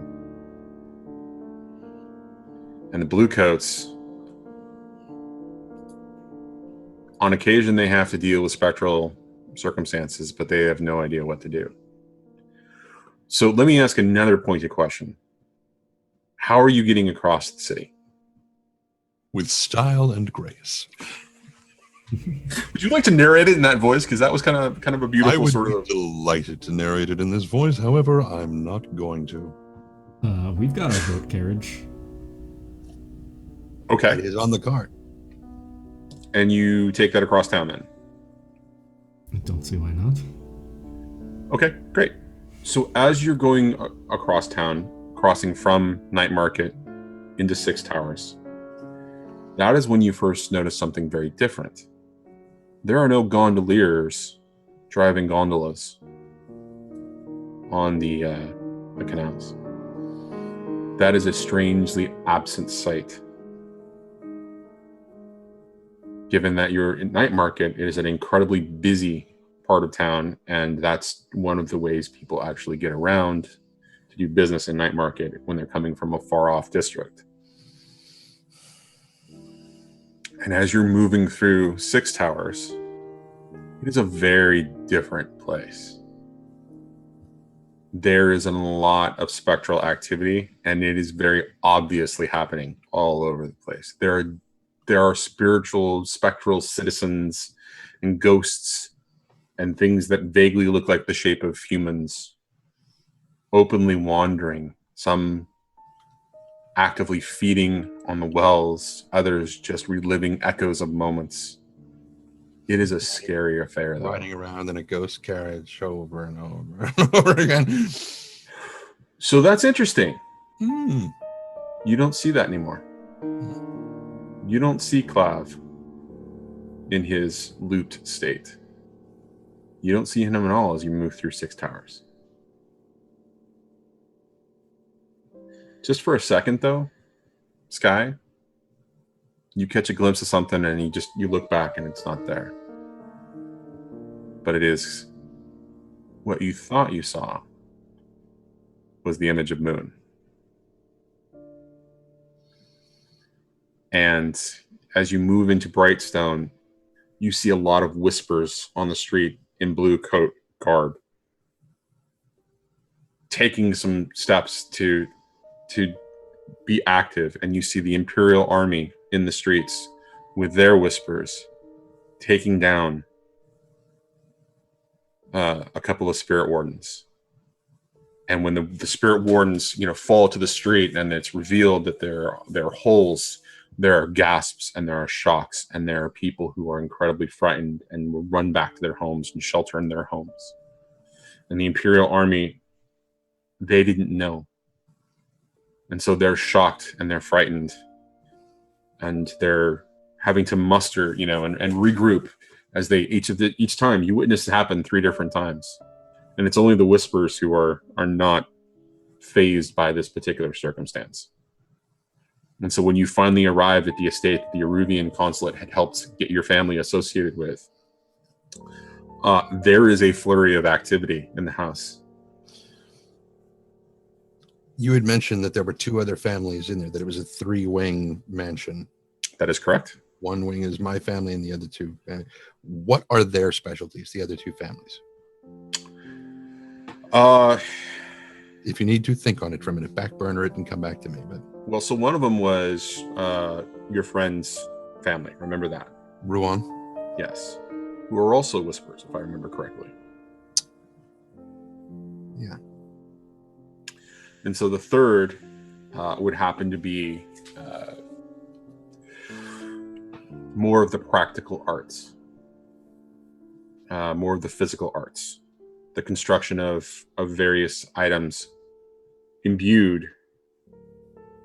with spectral energy, but they work on practical things, everyday kinds of things, not even spirit bane charms or demon bane charms and that kind of a thing, or hooks.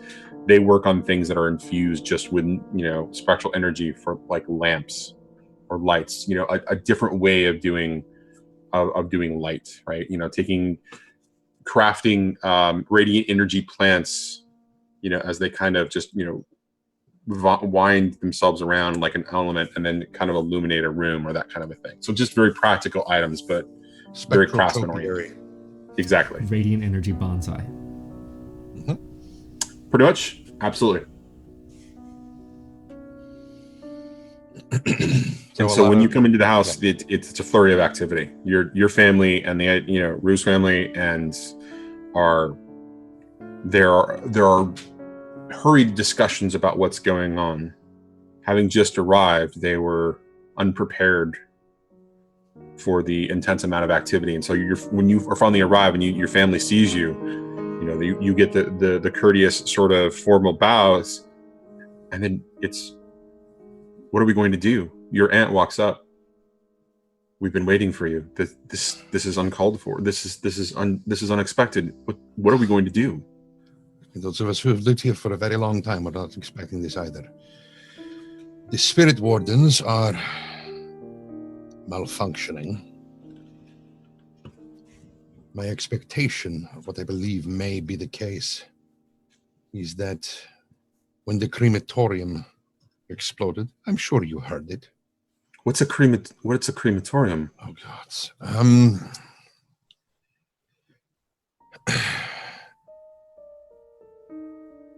In Uduasha, when someone passes beyond the veil, the well would, you know what it does. Mm-hmm. Did, past tense. Here, that does not happen. The spirit wardens, their job is to, when they are alerted by the Death Seeker crows to someone who has died, they take a cart, pick up the body, they bring it back here, and they submerge it in arcane fire. How barbaric. Yes. And you but- hear a lot of Eruvian curses at that point.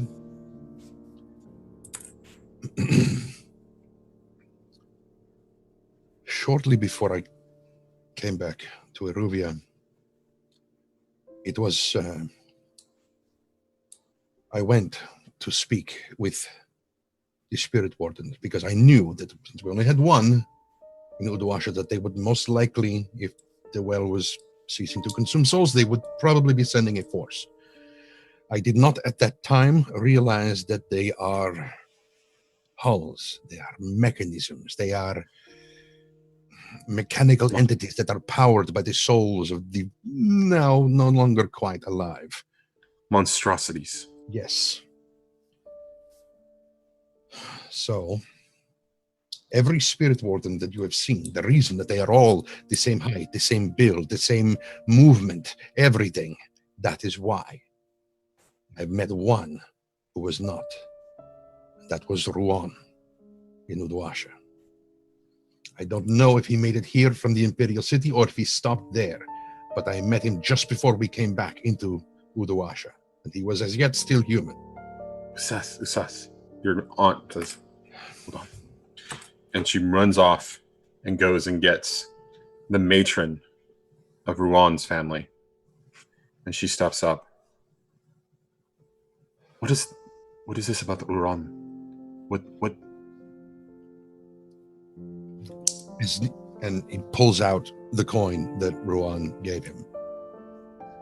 Shortly before we came back to Uduasha, while we were in the Imperial, you know, he's not nearly as flustered as I am. She knows what you mean. She knows what you mean. I ran into Ruan. He gave me this, told me to come and find him. We never had an opportunity to meet up again. I'm relatively certain that he was on the train when we left from Uduasha to come here. But I do not know if he stopped in the Imperial City or if he continued on here. He was called to the Lord Governors to give an update on what happened in Eruvia, specifically in Uduasha. The Lord Governors now are here? Yes. We have not seen him in 2 days. The Lord Governor arrived just as we were leaving to head to Uduasha.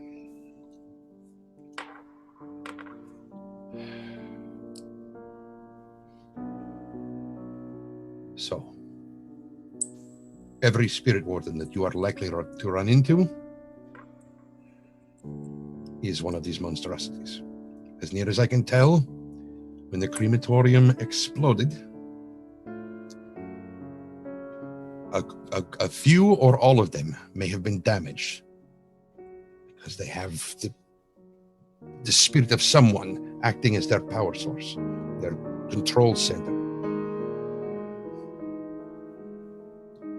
When we saw one at the rail station not too long ago, it seemed to be exuding some of its energy, and I believe that is why they have snapped and are hunting people, because their own essence is draining away and they are seeking something to feed themselves. They are effectively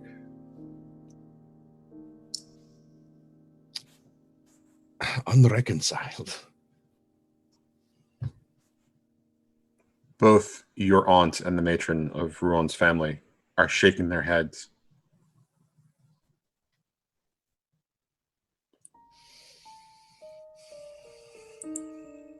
On the train, Ruan accepted the responsibility of our family, as you did, as your aunt has told me, in Udwasha.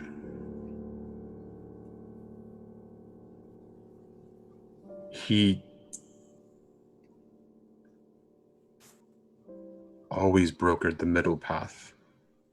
We were not a family that supported the Empire and the Imperium and the Emperor, but he saw the only way was to unify in some way.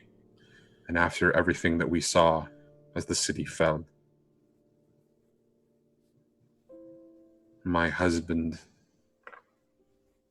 relinquished his duties to Ruan. We are lost without him right now. Our families have always been close, and so we now trust in you to help us return.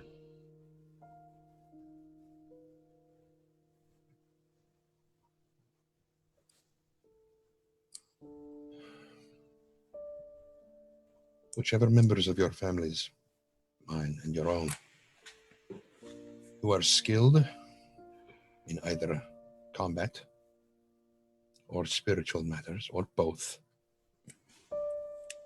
I have no doubt that you will be called upon to assist with the warden problem. Certainly would not help to have fewer of them on the streets. However,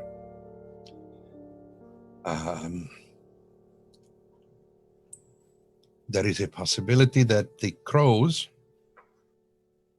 might not take kindly to it. So be careful. Crow. I don't... And both of them are confused. What are these crows? Oh. And as you're about to answer, you hear a slam on the front door. And it is a forceful pounding. And there's a call to find out what's going on. And they look out. What are the spirit wardens doing here? We have not had anybody pass. And the slam again. And you walk up to the window and you kind of look outside. And there's a group of 5 of them. Blades in one hand. Hooks in the other. And they're banging against the door. And we're going to cut to the the rail car where Tony and Jinx are taking a quiet moment when you hear a commotion outside.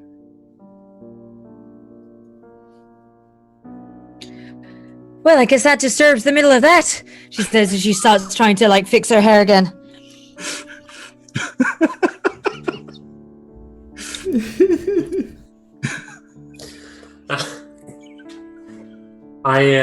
Jinx is going to try and... There's no windows, right? Except for... In the tower. In the town. Alright, I'm climbing up to take a look. What you see outside is a couple of spirit wardens kind of examining, kind of looking around on the ground and kind of examining, and they're being incredibly methodical. Oh, crap. What is it? What is it they want? I have a fair sense of what they want is me.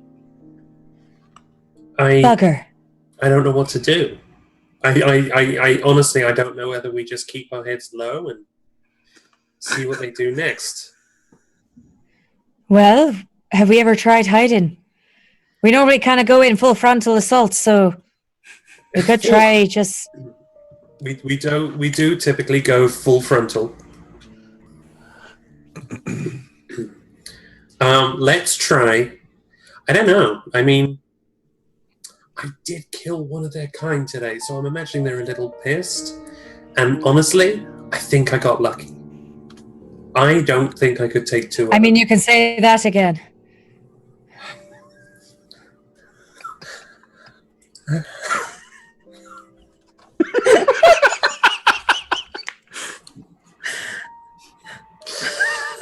I'm so good. Chips is not there to hear this.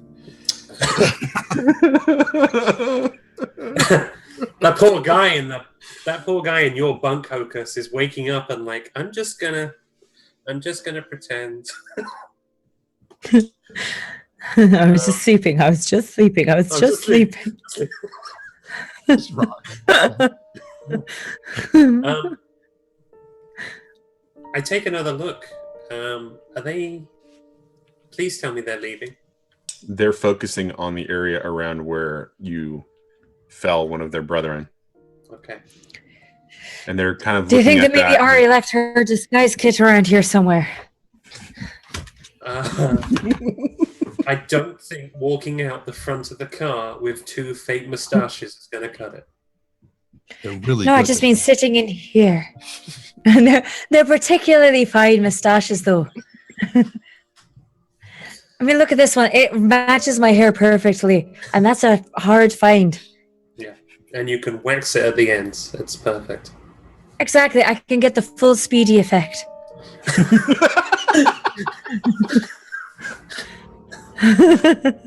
That man does have a glorious mustache. That's what they call it in Duskfall. Exactly. The full speedy. The full The full speedy. speed. You look back again, and they're starting to move towards the canal where you dumped the body. Oh, I'm glad I didn't bring the body in here. What about under the bunks? We could hide under the bunks. If they have, I think this is the safest place to be. I'm not sure they could get in. I don't know if I want to sit here and wait. I'm thinking you sit here and wait. And Right. I will Jump out the window like this was, my parents came home or something. Exactly what I was thinking.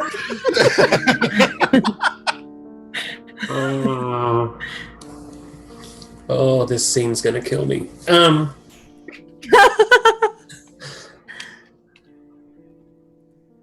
No, I was thinking I might lead them away, but there's no way in hell you're gonna let me do that, and I shouldn't have said it out loud. So, You hear crunching of gravel outside. And when you look out, you see that one of them has broken off from the other group, and you can't see them.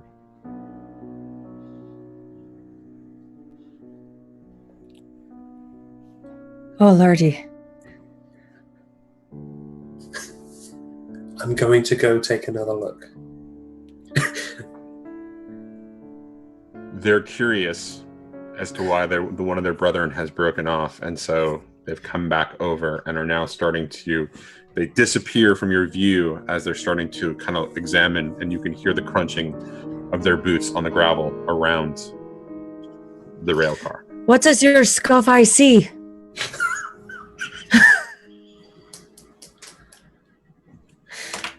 And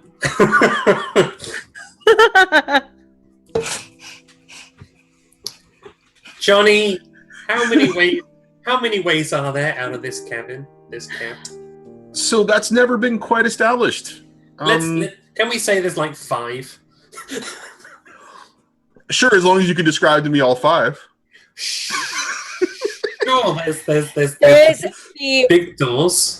Okay. Actually, the yes. ceiling, window thing that tends to be on many trains. Okay. Yeah. And then there's the big side doors. There's going through to the car, like the next cart, like through one of the doors, Okay. right? Okay. And then there's the goat garage. And There's the that's, goat garage. that's 5. There's a 6th. What's the 6th? It's in the floor. Oh, That's right. Lyra is beginning to take notice. And Oh, one of the crap. things that happened when she became reconciled is that she becomes visible to almost anybody there. oh, I didn't even think about that. Were you watching the whole time? Oh god. Oh dear lordy. Ugh. And she just...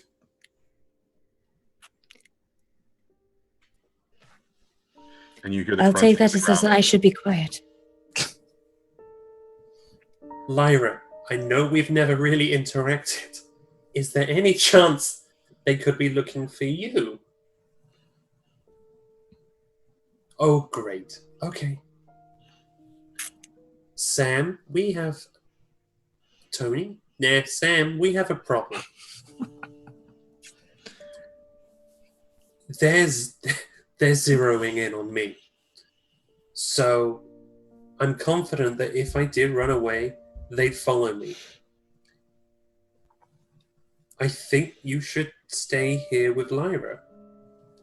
I think you would be safe. Right. I'll be fine. I'm literally going to run away, lead them off, and once I lose them, I'm going to double back. Everything's going to be cool.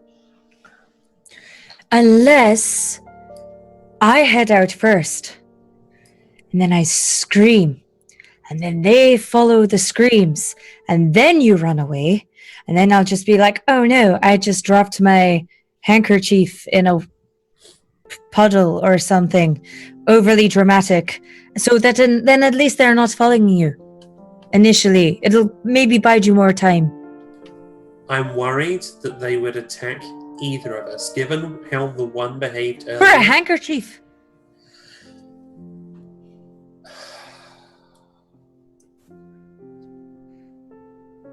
But I mean, I wouldn't put it past them.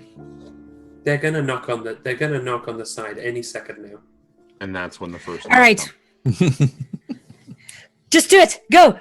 I've got this. I'll handle this. What? Okay. Just run.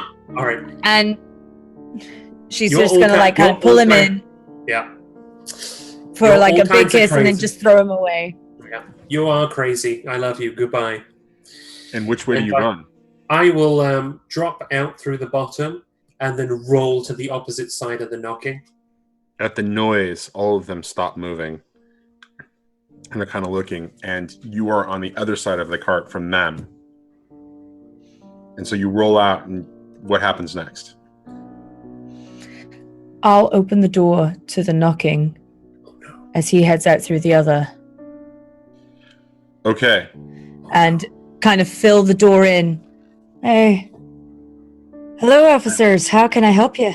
At which point, one throws its hook out and swings in to hook you. Oh no! Can I roll to see if I dodge it? This isn't D&D. We have not established an actual character sheet for her, so I think this is a fortune roll. Oh, Unless anyone else lordy. has a better extra idea, because we've never given Samandra an actual sheet. Oh no! What did she do in the war? She was a captain. She was an in officer. Yeah, she was a logistics officer. Did she see real combat herself too, though? Oh, I would assume so.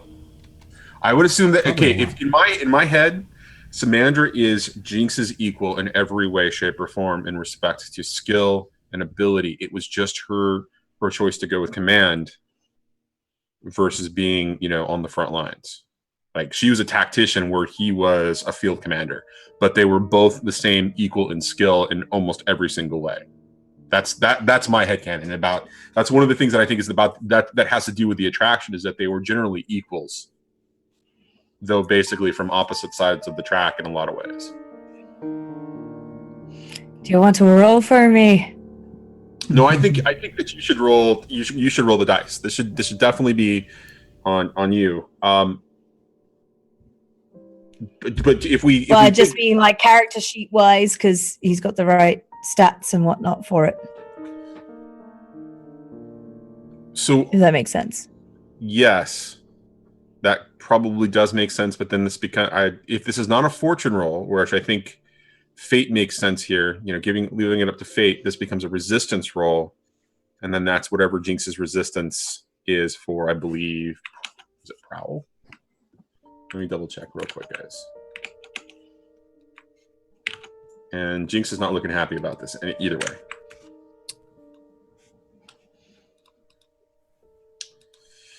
Come on. There we go. And okay, so where'd you go? There you are. Yes, this would be a prowess roll, which Jinx does not look like he's. Yeah. I would suggest a fortune roll here, guys, because otherwise it's only going to be a pool of 2 dice, and that doesn't seem fair to Samandra. Okay, so how many dice for the fortune? What's on the positive side here, guys? She's seen them fight already. Okay, so that's 2. I'm okay for love. You can throw love in here. Love. Okay, makes I was about to say. And that legitimately applies here. She's got them in a bottleneck right now, right at the entrance to the. Yeah, she has the advantage. Right, but they're doing They're using a hook though. So does that really make sense in this particular case? I think Sam, when she opened that door, she was ready for them to be aggressive. There's no way she was. There's no way she thought they were just going to be, oh, okay, we'll see you. Like she knew. Let's have a conversation. Yeah, she knew it was coming. So that's a good 4th one. Is she attempting to just dodge the hook right now, or is she trying to probably knock it out of his hand? I think what's going on here, at least some sort of defensive. Or I think. This is more about whether she gets hooked or whether she's able to take complete control of the situation and, use all of her skills and abilities to just, it's basically chance, kind of intervening. And then if it's successful, she'll narrate what happens. And if it's not, then maybe we'll let her narrate what happens when it fails. So that's 4 dice so far. Is there anything else?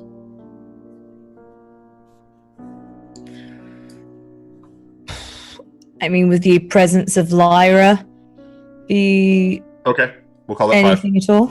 It would be a motivational boost. Trying to figure out how. I mean, Maximum she knows 6. what. Maximum of 6. So you got 1 more. I was going to say she knows about the arcane locks on the cart. Okay. And that they did help keep. What the hell is your name? Jinx. From being spotted as readily. Okay. She knows that there is some defense against them with the arcane locks. This was a terrible, terrible plan. It sure was. And that's what I begin to ask since we're at 6 now. What's the negative here, guys? They're wardens. Okay, that's 5. They're 2 wardens. They are... Wow. What else is in? They're hungry. Yeah. All right, I'm not going to go anymore. I actually want to see Samandra survive this. So roll with 4, please. I can't stomach the idea of her not having a fighting chance in this case. It's really beginning to bug me, especially since 5. Yeah. Okay, so Samandra, describe to me what happens when you avoid the attack, avoid being hooked. Because they're basically the spirit warden has a blade in its hand, comes out with the other hook, and immediately swings it at you. And it's like a sort of it's an arced swinging motion, right? So it's telegraphed, and you would very easily be able to see it. So she's going to take the door that she opened and slam it against the arm that's swinging out. Okay. To kind of catch it and hopefully hurt the guy's arm in the process of doing it, like jamming it between the door and And upon that, she'll reopen it and attempt to kick the guy while he's stunned from his arm being injured. So, just like a slam, open, push out the way so that she can actually slam the door shut again. And basically probably follow Jinx out the window or through the floor.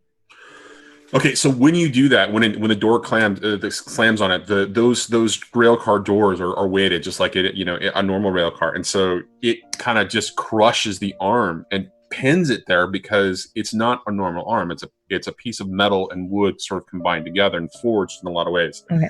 And so it's kind of hung there, and it's still just trying to kind of hung there, kind of pull its arm back as you kick it, and it flies back into the other one, and both of them just kind of sprawl out as the door closes. And you're able to kind of scramble out to the other side as you see Jinx beginning to engage the third one. And this third one's kind of coming around at you as you hear the commotion from the car. You stop and turn around. That third one just kind of comes around the side of the door, or the side of the car, and begins to move at you, blade in hand, hook, in the other hand, ready for the attack. And it's rushing at you with full momentum. Come on. All right, and so it closes the distance, and it's about to make its attack. What do you do? You have the advantage here. What do you do? I attack first. And do what specifically? I'm trying to barrel this thing to the ground. I'm trying to, with, again, the kukri wielded, I'm literally running into it before it can close its arms on me. I'm trying to basically close the distance and dig that kukri in. Where specifically? I'm going for sternum. I'm going to try and carve this thing. Okay, fair enough. Now, it's a skirmish roll, I'm assuming, unless you've got something better that you want to do. No, please, skirmish. Okay, so this is definitely a risky situation. It's not a threat to your life at this point. Where do you think the effect lies in this? I'm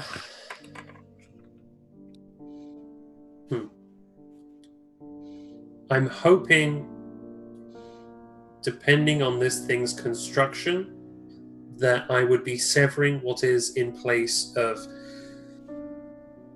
a spine, whether that either disables everything below or disables everything above, or ideally both. I'm doing what I think is a killing blow on a normal person. I don't think I've fought hulls before, not before today. I think I've seen hulls fight. I've seen hulls be brought down by dozens of men, but I haven't done this. This whole one-on-one thing is just crazy, even for Jix Codefer. Right. Okay, so then that tells. Let's go with standard then, because you're going for a specific thing based on something else. You're not quite sure. It's not like you're focused and very specifically know what you're doing, but at the same time, it's not something where it's like you're just trying to disable a thing. You're trying to kill this thing. So let's call it standard. Are you going to push yourself or take a devil's bargain? Give me. Oh my goodness! Give me a devil's bargain. Let me hear it. Thank you. The effect that is on you, that is what the wardens are tracking, the effect that's on you, will also get extended to Samander. Nope. Well, that's that. You're always together anyways. I'm just gonna say this right now. I think Samander made a better choice than Ari. You mean in boyfriend? I think Samander made a better choice than Ari for who she's supposed to love. I mean, you're not wrong. Sky's a dick. I just have to throw this out there. The Samantha Jinx thing has been going on for how many years? 15. How many? No, their entire lives. They were in the same orphanage. They were in the same damn orphanage. That's right. 35 so years, this was kind of that it was destined to happen thing. Yeah. And they're finally giving themselves a destined to fail kind of thing.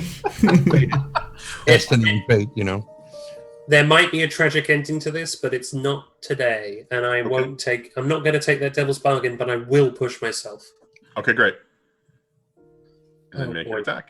Okay, so risky, standard, 1 bonus dice. Come on, baby. Hey, it is a success. There is a consequence, but there is a success. Okay. And so what does it look like when you shove your kukri into the body of this thing? What does that blade look like as it enters the hull? I imagine there would be some resistance because it's working its way into. It's mostly gears and pneumatics, right? It's just it's a shell and then all mechanical inside. So there would be that very odd resistance as the blade finds its way between gears, and then as Jinx is forcing it up, it's not moving in a normal way. It's I hate to say it's damaging the blade. Okay. Unless that's the consequence. But the kukri is not faring well against all those gears and mechanics. Okay, so the blade goes through it, and it starts to fall back, and as it does, it grabs onto you as it's falling back, drops its blades, and grabs onto you and falls back. And as it falls to the ground, you hear a crackle of glass. As you can see, this blue essence sort of coming from the center of its body. And because of the way it grabbed you, it's now holding on to you very tight. And it's just frozen in that position, holding on to you tight as your blade is in there. Samandra rolls out from under the and she's cart. gonna curb stomp its head. Right, and so she does that, and finally it lets go. But it's between that action of it holding on to you and her having to come up and basically kind of knock the thing to let it go, the other one is coming around the car now. The one that Samandra didn't destroy, and it is coming full bore for the both of you. I think that's as she curb stomps it, by the way, she's just going to take a quick moment to glance at Jinx and say, like, I love you too. Because she never said it back the first time. So I'd like to think that when this third one comes around, that Jinx and Sam share a look, because this thing is outnumbered. It is, but it doesn't care. It's rushing him. But I think I can see at this point that Jinx and Sam might be grinning. Okay, and it moves in, and when it's now using a different tactic where it's swinging the Arnold push. It's now swinging the That's essentially how Samandra feels right now. She's just gonna start barking.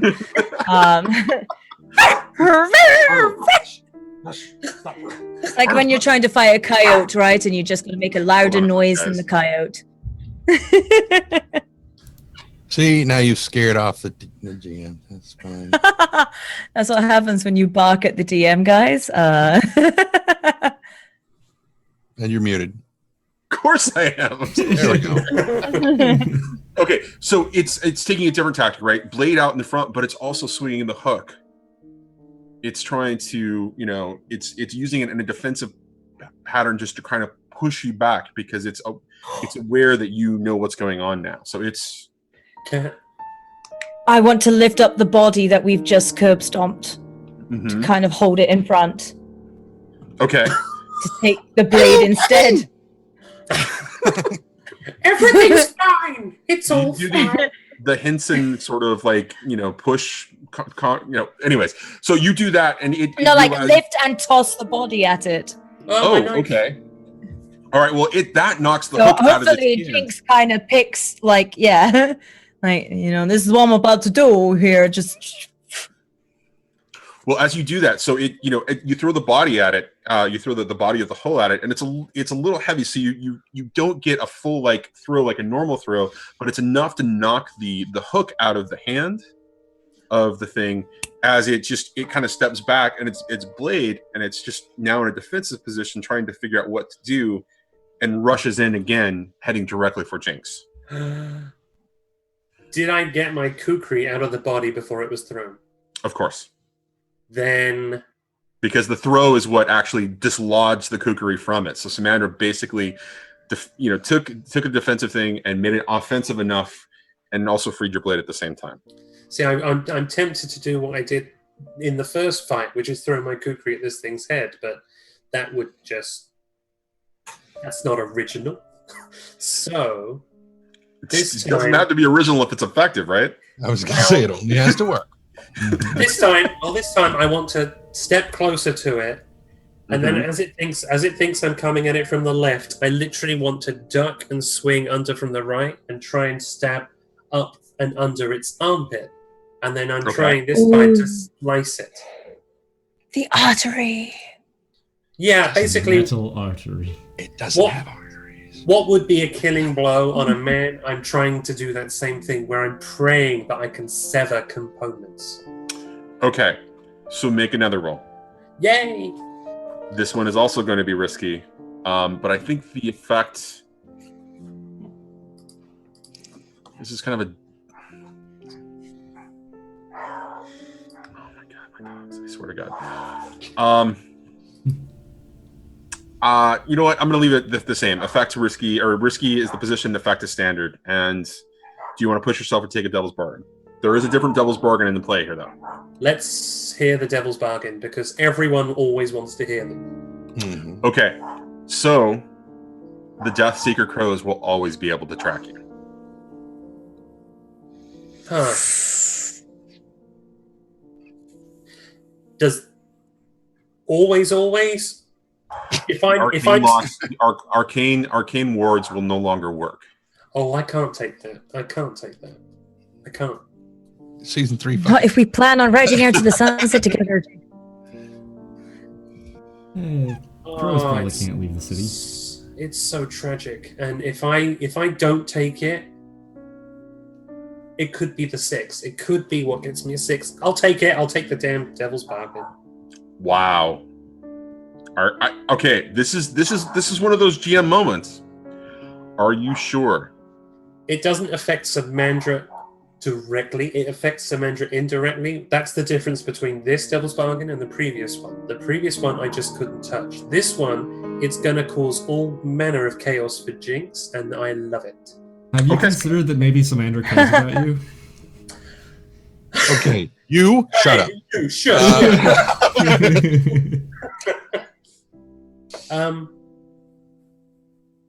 I'm all about that. Okay, do it. All about the tragedy, so I'll take it. And again, I will push myself. Okay. So that's 2 extra. Come on. Ugh. With that 5, it still succeeds. You slice the thing, and you incapacitate it. But again, it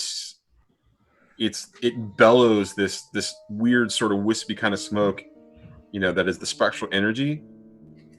But it kind of coalesces around your blade at that last second and then dissipates. And you're left feeling that your blade is really cold in your hand for just a second, and then it returns to its normal, and you feel that there's something off about that. And so as you're looking around, you see the body of 2 spirit wardens there, and you hear the sort of weird noise that the third one is making as it's trying to move, but it can't really move from the other side of the train car. And that's when the first crow begins to show up. Shit. Sam, finish the other one.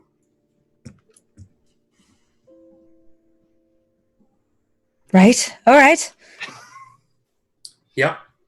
And I assume you kind of stump around and take out the other spirit warden that's on the ground and kind of writhing a little bit. Sam? Yeah?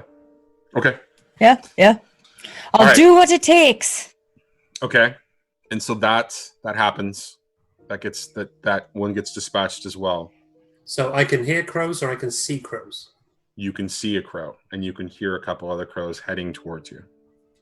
Okay. The crow I can see. Can it see me? Mm-hmm. Okay. Oh. I'm mixing player knowledge and character knowledge. That's always an issue. It's okay at this point. Season 3, fuck it. Sorry. It is the penultimate episode. Yeah.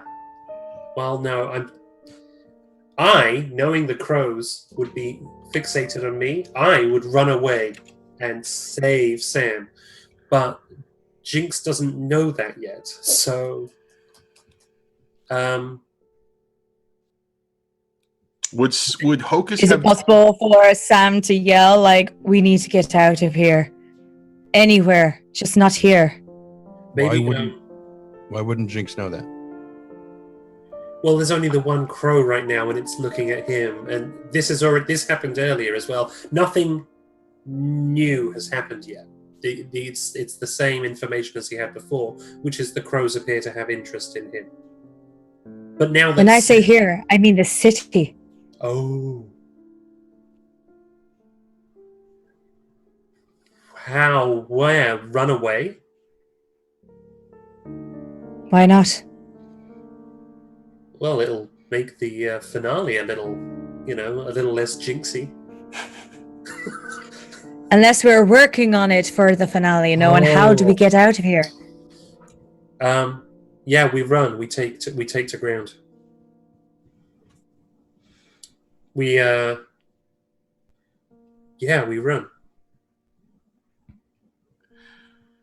Where do you run to? The finale. I'm going to make a suggestion that you run to Kellen's.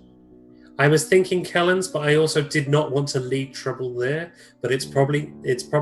I'll go with my instincts. I was thinking Kellen's. We're running to Kellen's.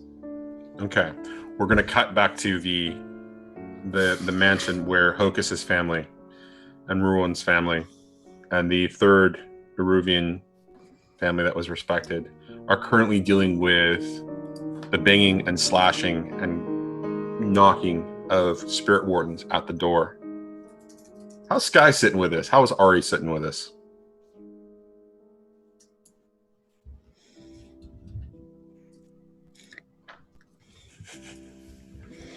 Say something. Ari's whether just. you're muted or not. I mean, Ari's just kind of in a state of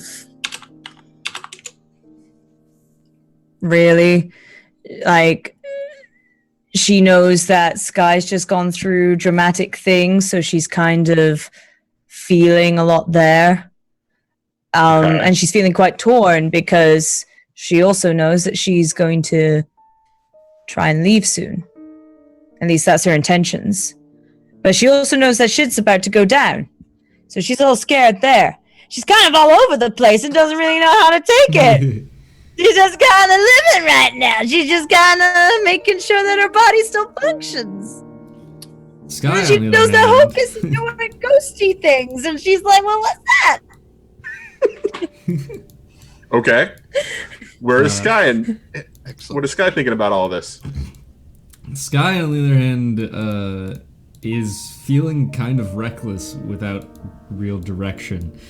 And he's basically run towards the door and is ready to fight if need be. He's got a blade out. He's not a good fighter, but he has a blade Is out. Sky sacrificing himself? No. Maybe. Who knows? Those are three very different answers. Sacrificing himself implies that he actually cares about what he's defending, which he doesn't. Or at least Okay. that's not his intention with it. Okay. Where is Hocus's head, given everything that's going on, and as these families are starting to panic and looking to Hocus to make decisions? Well, the first thing Hocus is doing, having looked out the window, is to see if these wardens have shifted their attention to where he's standing at the window, or if they're just banging on the door. They're just banging on the door at this point. Okay. So he will probably be kind of look at his hook and look at his aunt and the matron of the other family, like, I suppose either of you have ever hooked a warden before? Both of them shake their head no.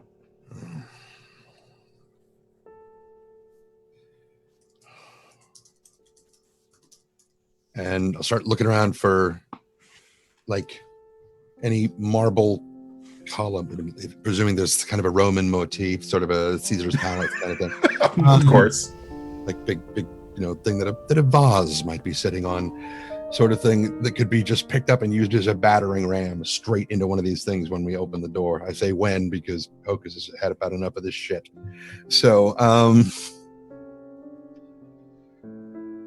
obviously, don't let them touch you with their hooks, but beware of their blades as well.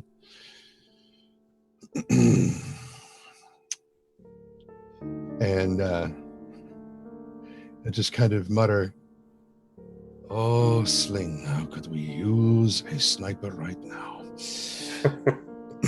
And telling a couple of the stronger family members to take up this pillar as a sort of battering ram and just get ready to just mow these things down. And I mean, the Rubians, of course, they know their monstrosities. So they understand how hulls are constructed, and they may not be able to make them themselves, but they understand. So he'll just be swift, be deadly. You will get no quarter from them, give them none. And he kind of look at Sky and holding his hook, be like, if we're going to do this, do this. You see a better way out? Oh, there are probably many, but that's not going to stop them from coming. Let them come. I'd rather let them die. That one. Yeah. Someone answer the door, please. And they open the doors. And that's where we're going to end it.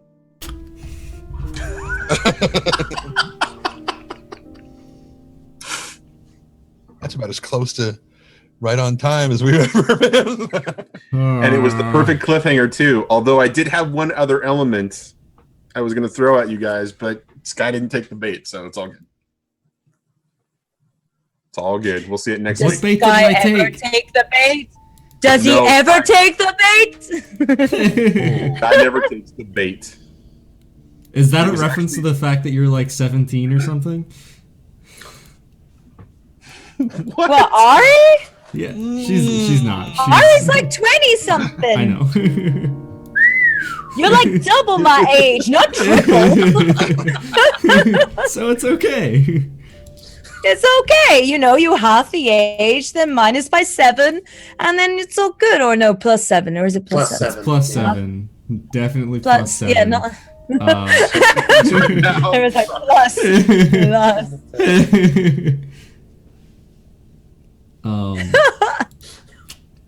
That was great.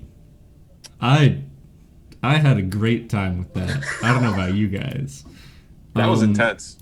Yeah. You know what I love the most about it is the fact that, how long has it been since we've actually leveled anything up? It's been like yeah, we've had downtime. a lot of weeks. Fuck you, Shroud. We can just do just fine exactly like we are.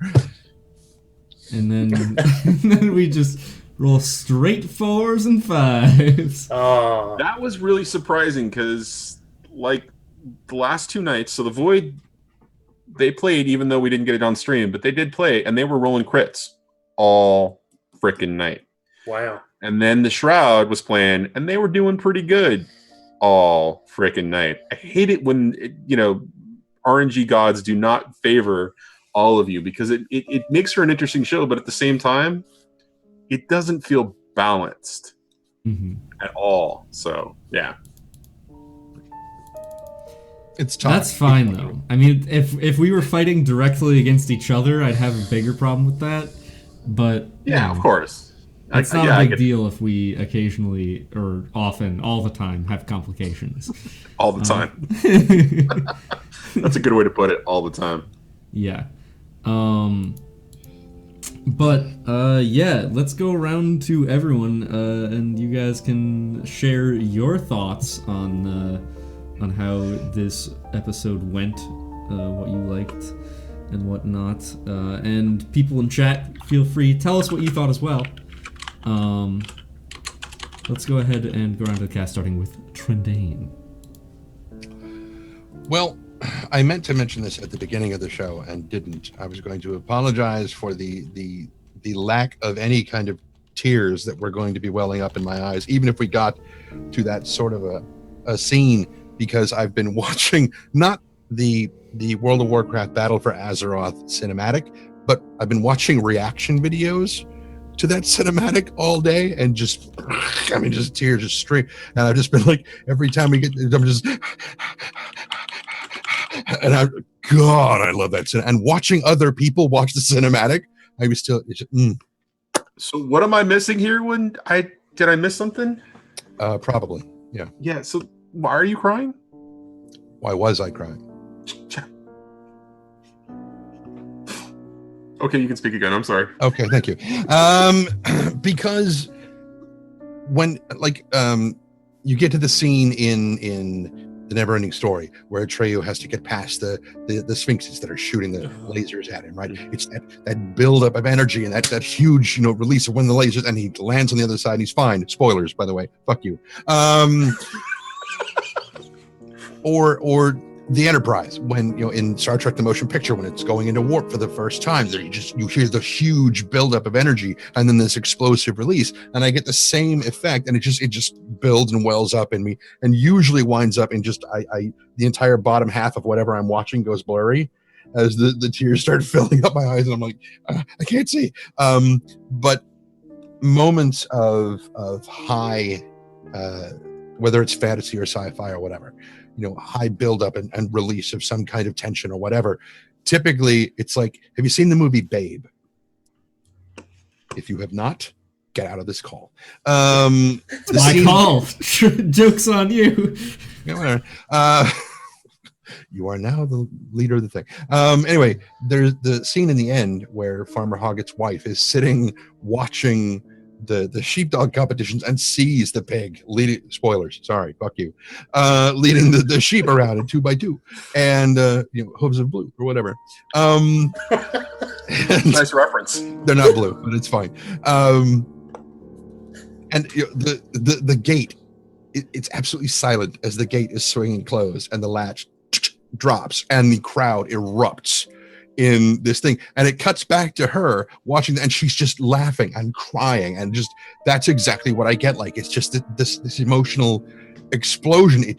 Tears are one of the big things that happen with me. It's just not judging, at all. I'm just answering your question. Okay. Ari, Sam, Tony, Miss Madam Gad, but you go. Did you have anything to say about yourself other than your tendency? I'm wonderful, thank you. Okay. That's true. You can watch him on Arvan Elrond sometimes, and also he's a yeah, we got more D&D on Saturday. Yep. No. City of Mist on Saturday. No, we got City of Mist. Yeah. Sucks to be them. It sucks to be you. Okay. Oh, hi. I'm Madam Gandalf. I played Ari Samandra Tony tonight. And wowie, the feels. So many feels in so many different directions. And also a little bit of badassery. It was nice to see Samandra kind of kick into gear quite almost literally.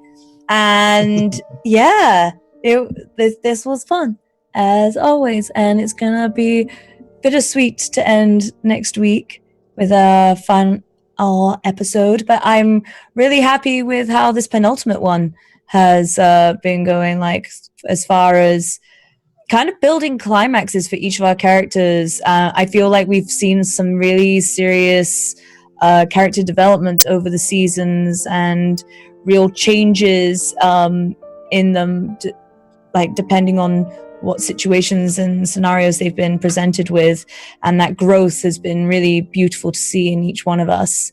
And I can't wait to see how they're finally going to end up as what will be the legends of the Phantoms. And on that note, we're going to go to another legend in the form of Owlbare. Thank you. Hi, my name is Owlbare, otherwise known as Joff, and tonight I played Jinx Godiffer. And this game never ceases to amaze me and drain me. It's so intense. I don't know what it's like to watch. I kind of hope that you guys have a sense of how much everyone at this table is putting into this game. It's intense.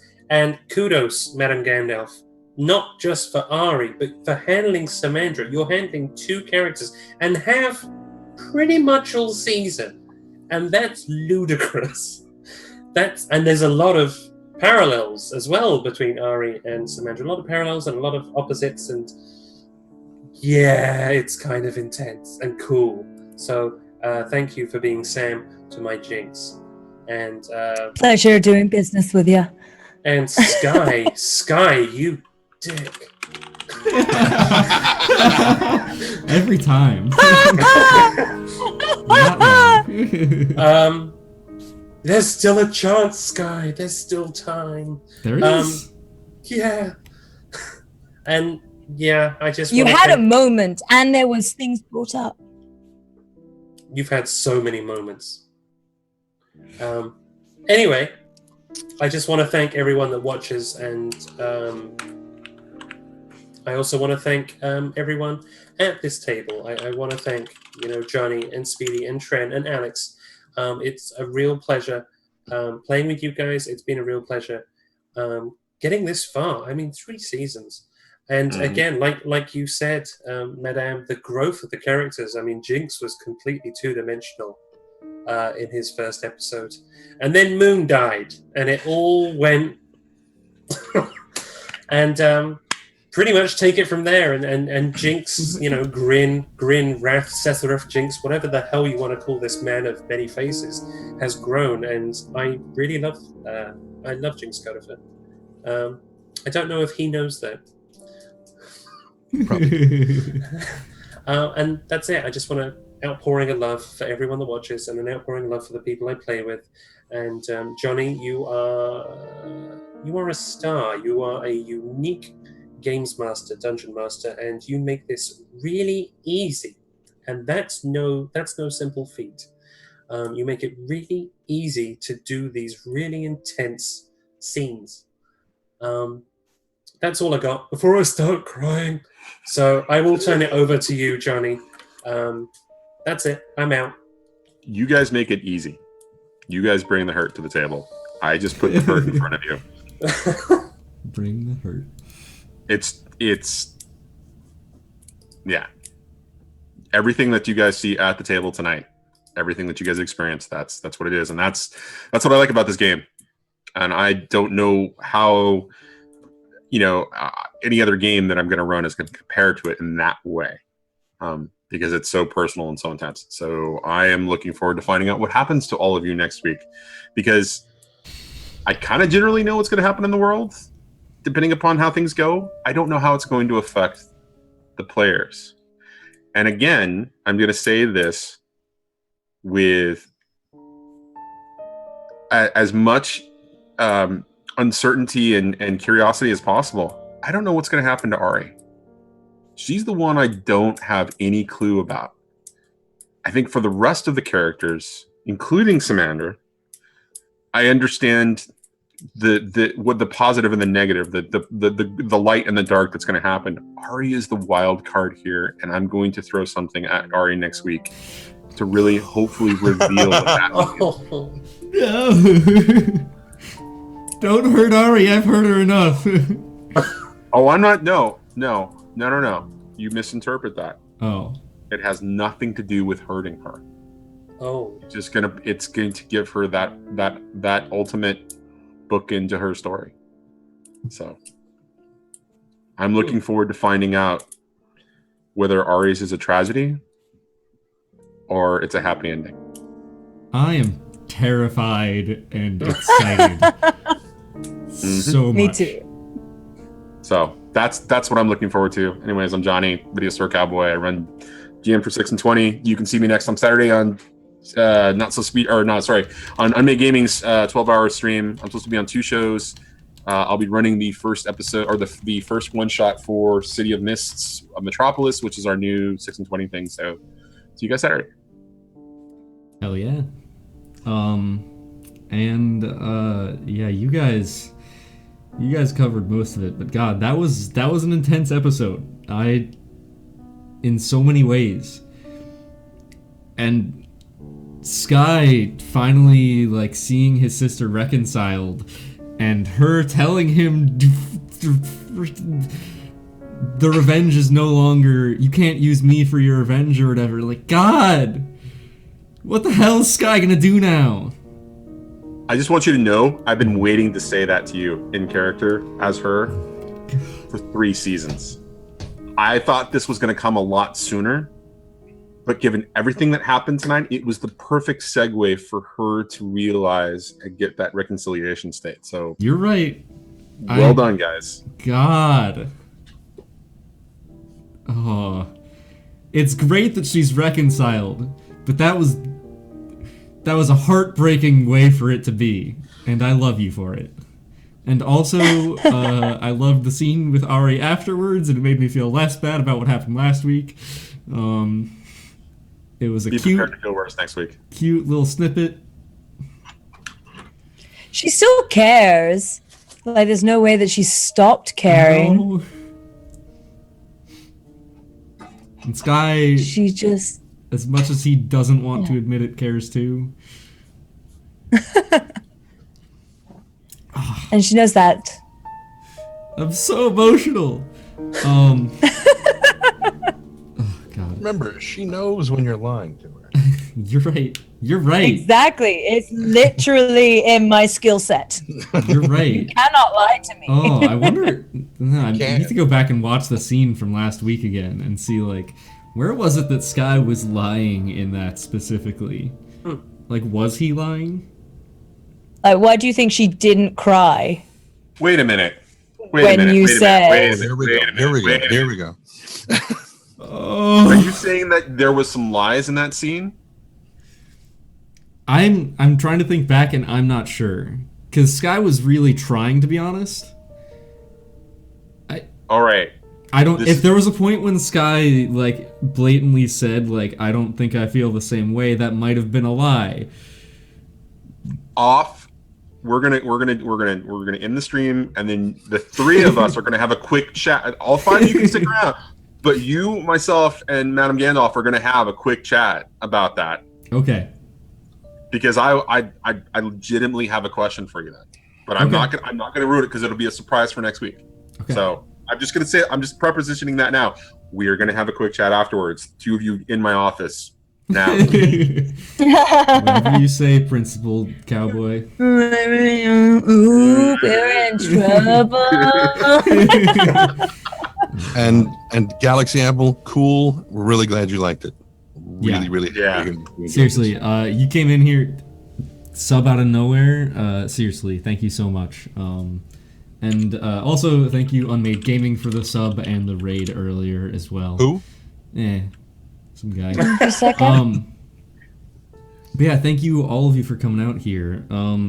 Like Johnny said, he is the GM for 6 and 20, which is a crazy thing that we run on 3 channels. That's mine, Johnny's, and Unmade Gaming. So the links are in chat right there. Definitely go follow Video Store Cowboy. Definitely follow Unmade Gaming. You can see the other sides of this story. There's different crews, each with different players in the same world. Next week will be our series finale of this, which is sad to say, but I'm also incredibly excited for it and incredibly happy to have had this experience. About the end of 6 and 20. Oh no. It is the end of 6 and 20 in Blades in the Dark, but it is not the end of 6 and 20. We will soon be starting another iteration in the system City of Mist, which we are calling it 6 and 20 Metropolis.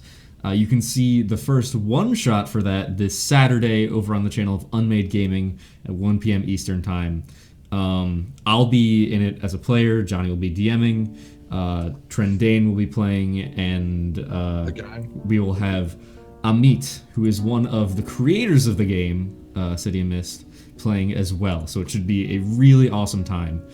City of Mist is a world in which fairy tales and gods and legends, superheroes are all real and exist within the hearts of the mundane, hidden from the rest of the world by a mysterious entity known as the Mist. And we will be uncovering some of those secrets in a noir-style mystery world coming up soon. After 6 and 20 Blades of the Dark ends, we will be immediately starting the following week with Metropolis, same time, Thursday, 8 p.m. Other than that, were there any other announcements that I had to make, Johnny? You had to make? Anyone has to make? Anyone want to announce anything? I like lamp. Oh, you know what? Actually, we should probably talk. We should probably talk about the fact that we will be doing giveaways for City of Mist as a part of the first season when Metropolis starts. So This is true. We'll have more details on that hopefully next week. Mm-hmm. but definitely by the time that the show actually starts, Metropolis actually starts. So. Yep.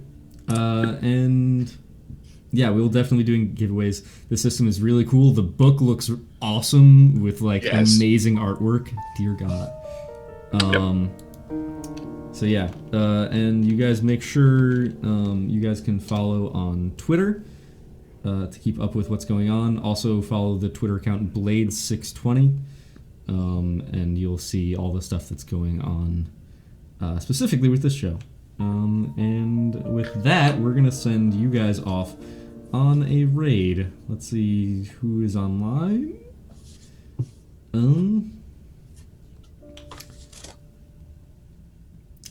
Let's go ahead and go say hi to our friends over at the Thoglore. We rated him in a while.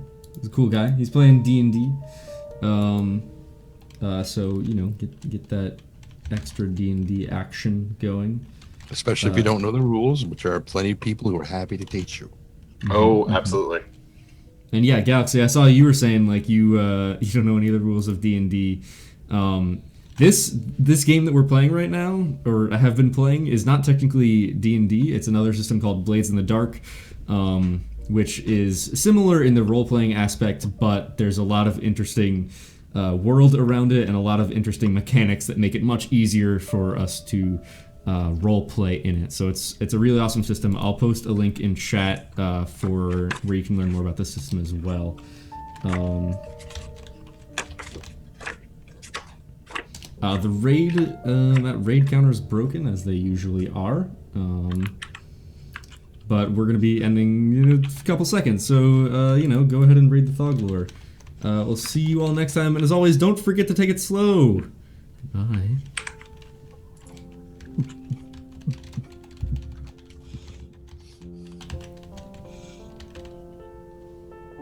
Disappeared on me. Where'd it go? Is it working or not? It's appearing and disappearing, and now it's gone. Yeah, it's gone. All right, well, I just went over there. Either way, that's weird. Whatever.